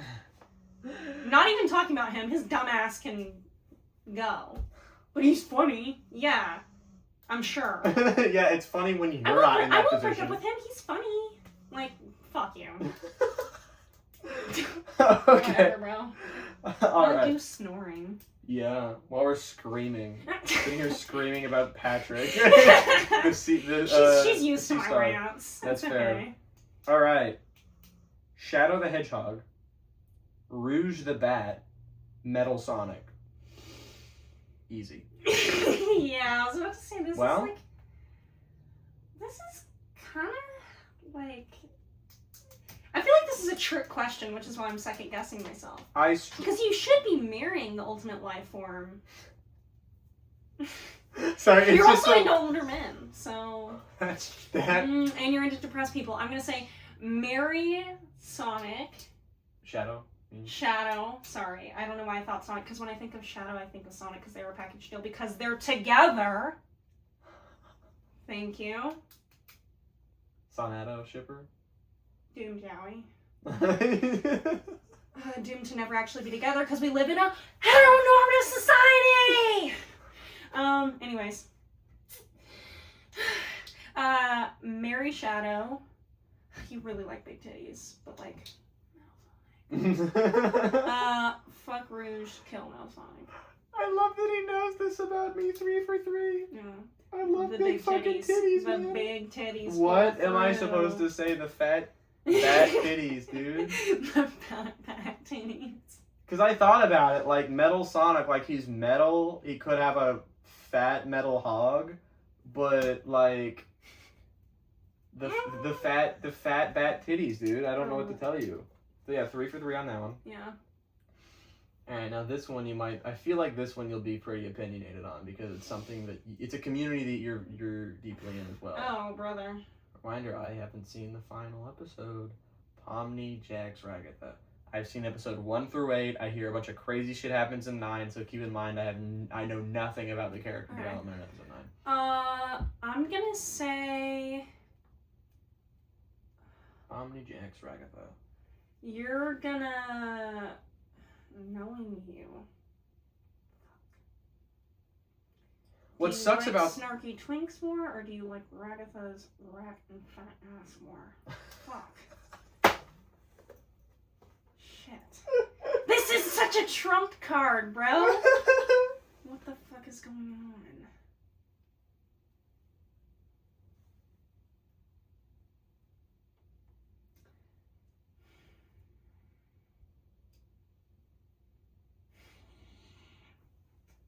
A little difficult for you because I'm thinking what you are gonna say. Yeah. What are you gonna say? I'm just curious. What would I say? Yeah.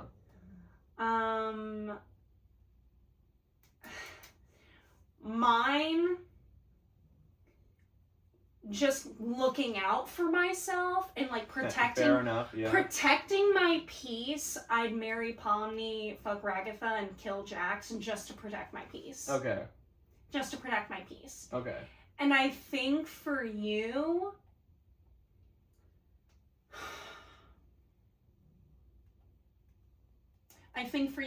it's gonna be marry Pomni, fuck Jax, and kill Ragatha. Fuck.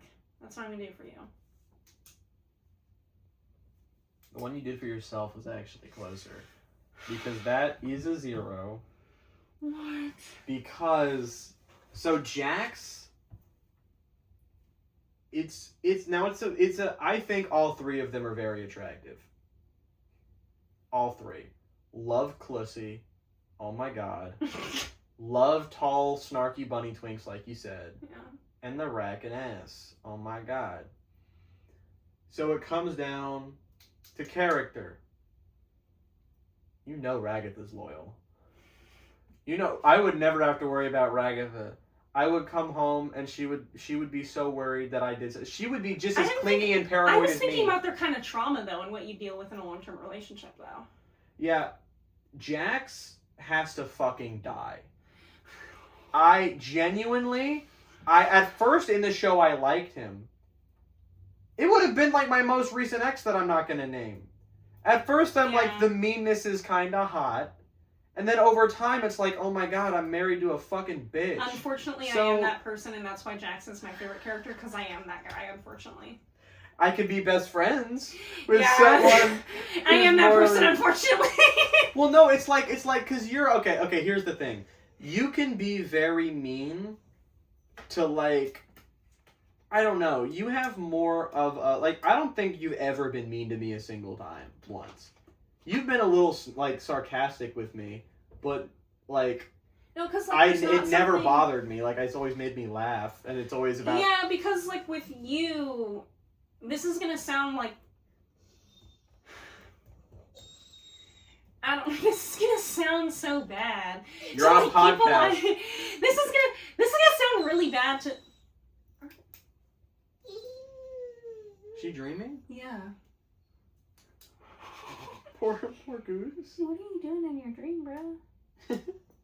Anyways, this is gonna sound really bad, but there's like low-key like nothing to really like bitch at you for, cause like I go to you to bitch like about other people. You're kind of like my you're my safe space friend. So like when I'm bitching at other people, I'm like bitched out by the time I get to you. Like I'm letting him sit in a chair so he looks taller than me. Like, that is not what I'm being nice so you can sit in the comfy chair. He's being nice so I can sit in the comfy chair. Thank you. I know. I'm sorry. But like I am such a raging bitch to everyone all day that by the time I get to you, I just have nothing but nice things to say.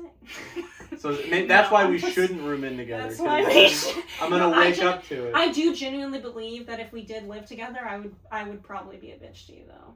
Really? I would probably say I don't think it would be like a really bad problem. Yeah. Because we've been friends for so long and I've maintained a positive thing. Like I feel like our foundation is healthy. I think our foundation of a relationship is really healthy. But I do think you would experience some of my like, okay, that was a not okay thing to say. Yeah. Because I feel like that is my worst trait of like I will say some things where it's like, why the fuck did you say this? He has definitely told me a few things where, and I will laugh and be like, holy shit, you're my idol. But like, then sometimes I'm like, alright, maybe the other could have been a better time. Yeah, like, thank God he didn't say that to me. That's why it's funny. yeah, exactly. Like, that's why, like, I went to go see the finale of Amazing Digital Circus with my sister that I'm closest to and my boyfriend. Yeah. And that's why when I watch Amazing Digital Circus with them and we watch Jax on screen being Jax and they're like... And, like, I hate it because it's not like, oh, that's so me... I don't say it in like the, oh, that's so me. I go like, oh God, that's so me. I need to like fucking fix myself. Well, no, the issue with Jax is it's not even that he's like, if he was just somewhat of a bitch, I don't know. The issue is... It's a fucking problem. And I would also like, to go back on my reasoning, I would also get so attached. Like Pomni thinking that they're friends like 2 different times and then him being like, oh no, I'm just a fucking piece of shit and you were useful to me. Yeah. That would destroy me, and I would want to kill him. Because him doing that, and that's happened to me multiple times. Even though it's a coping mechanism, that's devastating. Yeah. That would break me. Exactly. Like that would break me enough to kill him. To. So yeah. So that's really valid. No, and it's okay that you're. I mean, because basically pretty much every character in that show has a problem that they need to work on, other than like care. I mean that's kind of the whole point is them exploring like different kinds of trauma and stuff like that. So my relation, I relate to Ragatha. I get attached to people quickly, and I'm super paranoid, and like whether it's not just partners, but it can be like friends. I'm like, oh, my friends like secretly hate me. So I relate to Ragatha a lot in that way, and this is like weird, and it sounds unhealthy, and maybe it is unhealthy. Maybe this is a hot thing to release in a podcast. But no, I don't think I don't think because it makes a lot of sense. I do a lot better with people who are that same way, because then when I ask them a question that sounds super normal, like, "Hey, you love me, right?" They don't get weirded out by it because they get it. They're like, you understand that it's not you trying to manipulate them. It's like you are like needing that reassurance in that moment. Exactly. And then they'll ask me the same shit, and I'm like, yeah, of course I do. And then that's Yeah. So Ragatha, love her, and Pomni is just, she's just a baddie. I would marry Pomni, sure, but like, Ragatha's just personality. Right? I think if we're ranking hotness, Ragatha, Jax, Pomni. Maybe Jax. It was close, because you're right. Which do I like more, snarky twink or big titty fat ass? It was a hard decision. But Ragatha, Jax, Pomni, yeah. Okay. I also just have a preference for women. I lost my streak a little bit. I also just have I have a big thing. I like women, so. Okay. Right.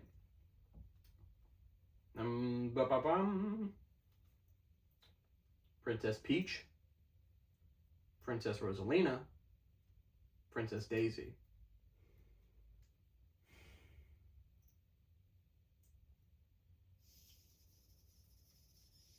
All conventionally attractive animated women.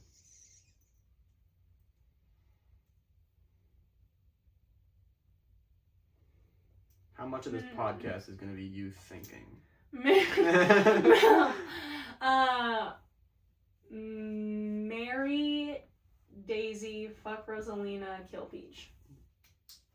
That's a 0 game. What? Okay.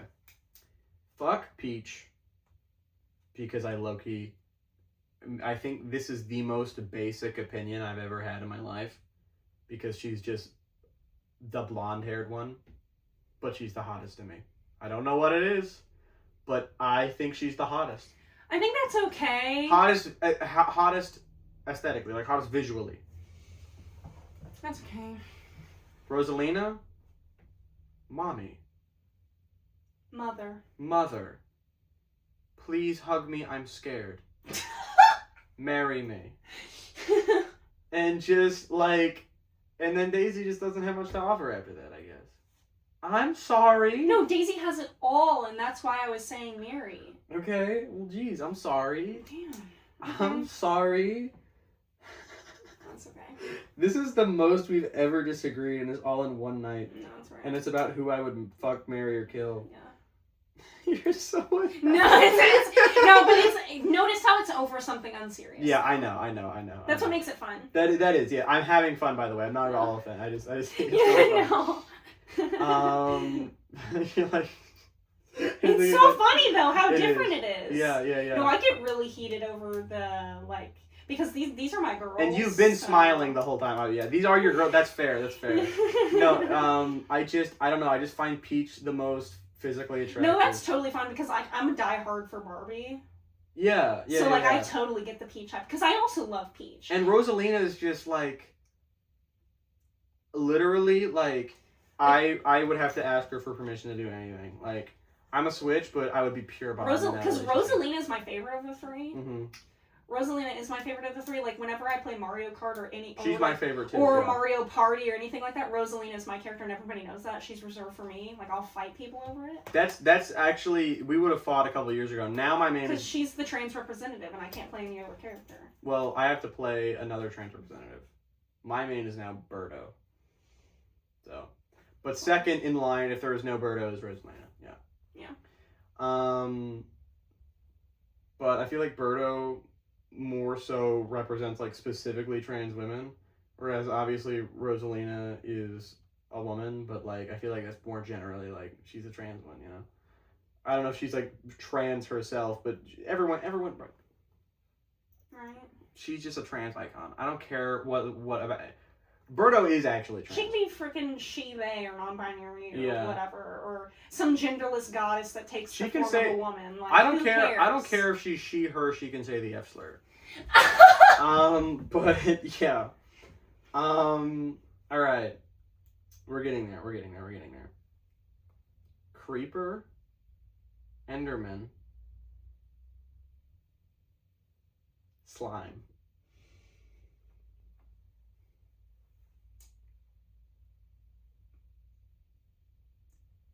Fuck the slime, marry the Enderman, kill the creeper.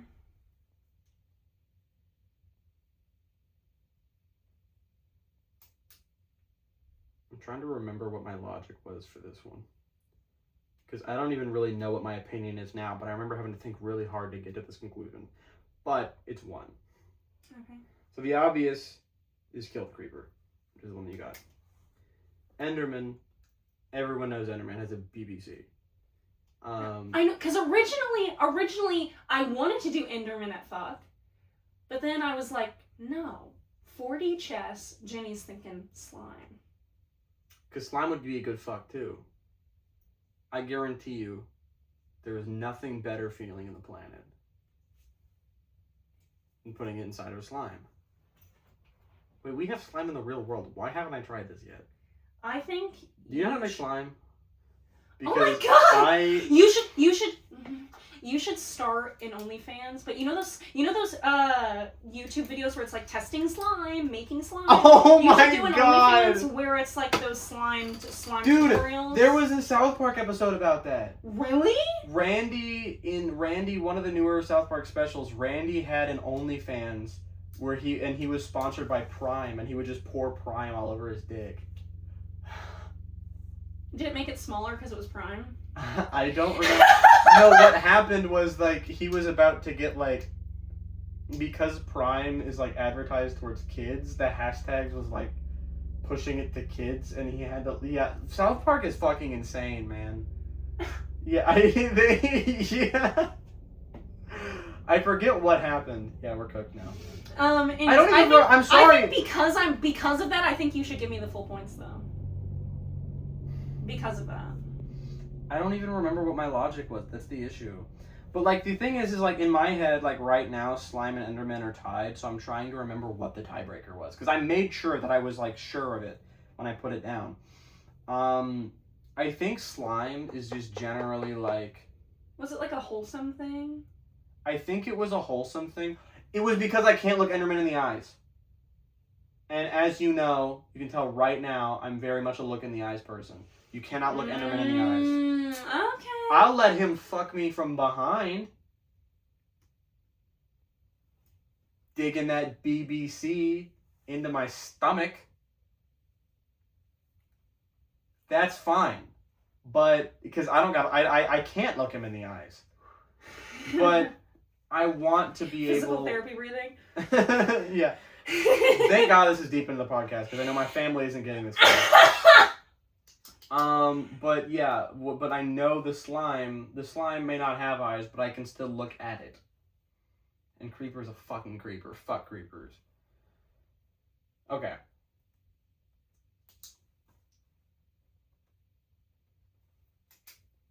Santa Claus. Fuck the hell. Santa Claus.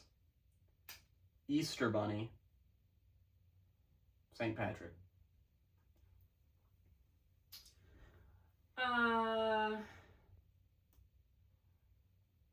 What version of the Easter Bunny? Are we I talking haven't like even thought anthro of that. buff Easter Bunny? Are we talking like an actual rabbit? Let's say something in Are we between. talking like creepy mascot? Let's say. Is it a hot version? Is it like a fursona? To make it fair, we'll say, to make it not bestiality, we'll make it an actual, like... Is it like the Easter Bunny from, like, the Guardians movie? You know, everyone was talking so much about the Guardians, I think I watched, like, half of it, like, when I was, like, 9. So I still haven't... Let's say that it's just... Almost every single fucking character in that movie is smoking hot. That's what I hear. Just okay, a the basic Tooth anthropomorphic Fairy, bunny. The Santa. I fucking hate that hoe in every iteration, but damn, he's hot in that movie. We'll just say he's like. I'm a hoe in that movie. I'm all three of his hoes. Oh my god! Getting passed around. Yeah, for real. All right, we'll just say basic anthropomorphic Easter bunny. Okay. Like, I know that's like hard. Like, no, he's like hot or he's not. So hot. are we talking? Okay, so. But like, I don't want to make it too like. If I say he's super hot, then obviously you're gonna be like, well, okay. yeah, but so like basic. Just basic, like, yeah. Okay.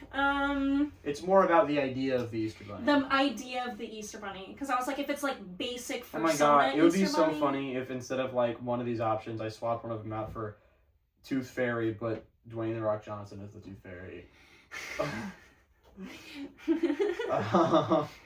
It's gonna be like an Abraham Lincoln situation where I'm like, you said Dwayne The Rock Johnson. I hate that guy. Oh my god. And that's the one I married. Okay, so you said Santa, Easter Bunny, St. Patrick. Mm-hmm. I think so. Like the concept of them. Mm. I think you are marrying the Easter Bunny and you're fucking St. Patrick and you're killing Santa. That's a 0, gang. What? I was thinking like the concept of them, like morally. So the thing is, St. Patrick's whole thing is literally, like, I didn't know this, but it was literally, like, spreading Christianity. What? That's what I thought it was all about, like, I don't know. I thought it was let me make like... sure. I remember, like, because I remember doing this St. Patrick.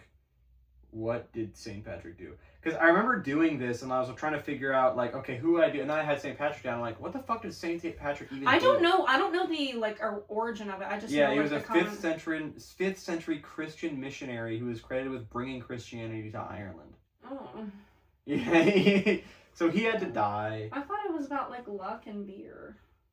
Like, in modern day. I was talking about, like, popularized... You did say the idea of them. Yeah, that's what I was saying. I didn't know the... But, like, I meant wasn't the talking idea about the of origin. them... I thought it was, like, the popularized, I meant like, the modern idea day of version them... of St. Patrick's Day. Because, like, you know, it was, like, Christmas. Like, we were talking about Santa, where it's, technically Santa, like, around, like, when you think about Christmas, like, I'm not thinking about Jesus. I'm thinking about, like, presents, you know? Well, Santa, like... I don't know. I guess because Santa and the Easter Bunny aren't real, so I meant more like the idea of them instead of like one specific iteration of them. But since St. Patrick is real, I was like, yeah. Israel? I was, yeah. Israel did St. Patrick's Day? Oh my god, gang. Oh no. Why did I choose the fuck Santa? Oh, because he's so giving. But you don't like Santa, why is that? What do you think? He literally enslaved a race of people to do his bidding to give to another race of people. Okay, but like they seem pretty happy with it. That's propaganda. He's real. No, he's sending you all. You see all these movies and songs and videos and clips and commercials of all these pictures and iterations of elves being happy to make you presents. Yeah, sure. Okay, it's called a sweatshop. Wake the fuck up, Jenny. Come on. Whatever. Moving on. I think, yeah. Okay. Okay. It's okay. No, you can keep talking about it if you want it's to. like, no, it's fine. I was joking around. Okay. I didn't either. Fuck Santa Claus for real. Okay. Steve from Minecraft. Okay. Alex from Minecraft. Mm-hmm. Or Hero Brian from Minecraft. The creepypasta. I think you're marrying Alex, fucking Herobrine, and killing Steve. You got one. Whatever. Some of these use really different logic than the other ones, so this game's kind of unfair. It's literally, like...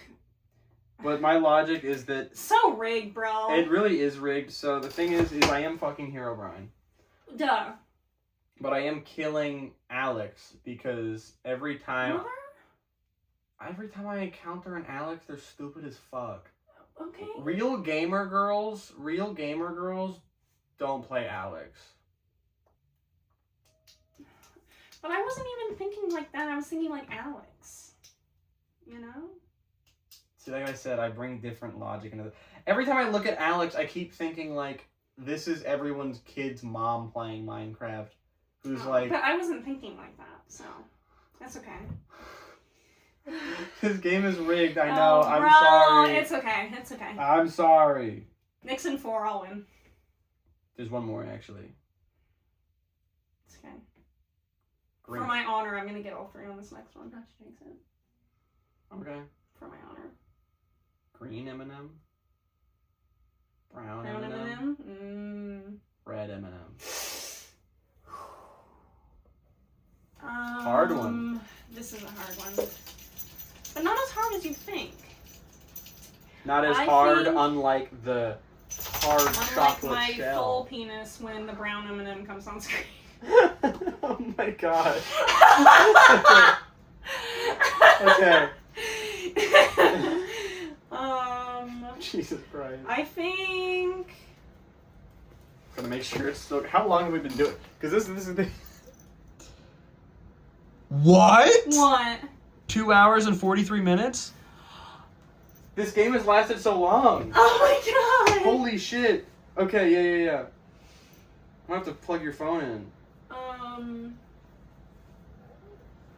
Holy shit, I was not ready for it to say 2 hours and almost 3 hours. I was thinking it would say almost 2 hours. Yeah. Okay. Yeah. Green, brown, red. Last one. For honor. Marry the green M&M, fuck the brown M&M, kill the red M&M. That's a whole ass circle game. What the fuck are you talking about? Because no, I'm not the problem. This is your fucking problem. Because no fucking way are you telling me that's a fucking 0. I thought you gave that smile like, oh, it's a 1. What are you fucking talking about, bro? Okay, so the red M&M is fucking the shit out of me. And the red M&M is telling me how pathetic I am and how much better he is than me. Because the red M&M is... He's the guy. Get one. his bum ass out of here. Because if he fucks anyone other than that yellow M&M, I feel bad. Because ain't no way I'm taking him from his yaoi boyfriend. No, I would absolutely let him. No, because I wouldn't want him that fucking a yellow. woman. I think he's MLM. No, he could In the business way and in dumbass the gay with way. me. No, literally, I would be in a cuckold. M&M, MLM. No, literally, the red M&M is so cocky. He thinks he's so smart, and I will let him believe that when he's with me because it's really attractive. The confidence in that red M&M really gets me going. No. I'm fucking him. There's already enough over here, like I can't have it over there too. The green M&M, I think is mid. I don't think she's as hot as everyone says. I'm killing her. The brown M&M I'm marrying because just like Rosalina. The only valid thing I've heard in the past 60 seconds. Just like Rosalina. She's gonna tell me what to do, and I'm gonna obey. I'm gonna never question anything she says.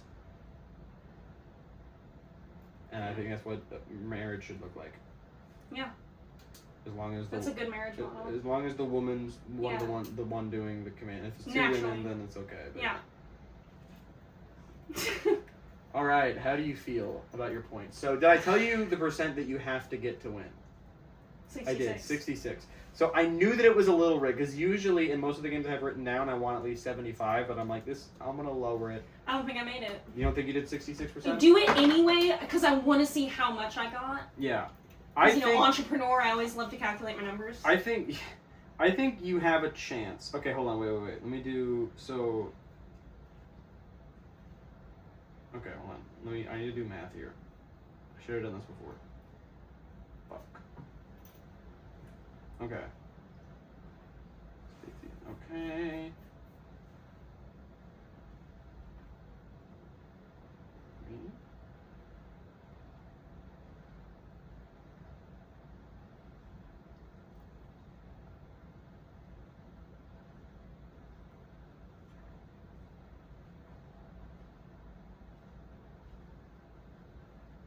Are you ready? Are you ready for this? No. 43%. Meaning I will have to host the next episode.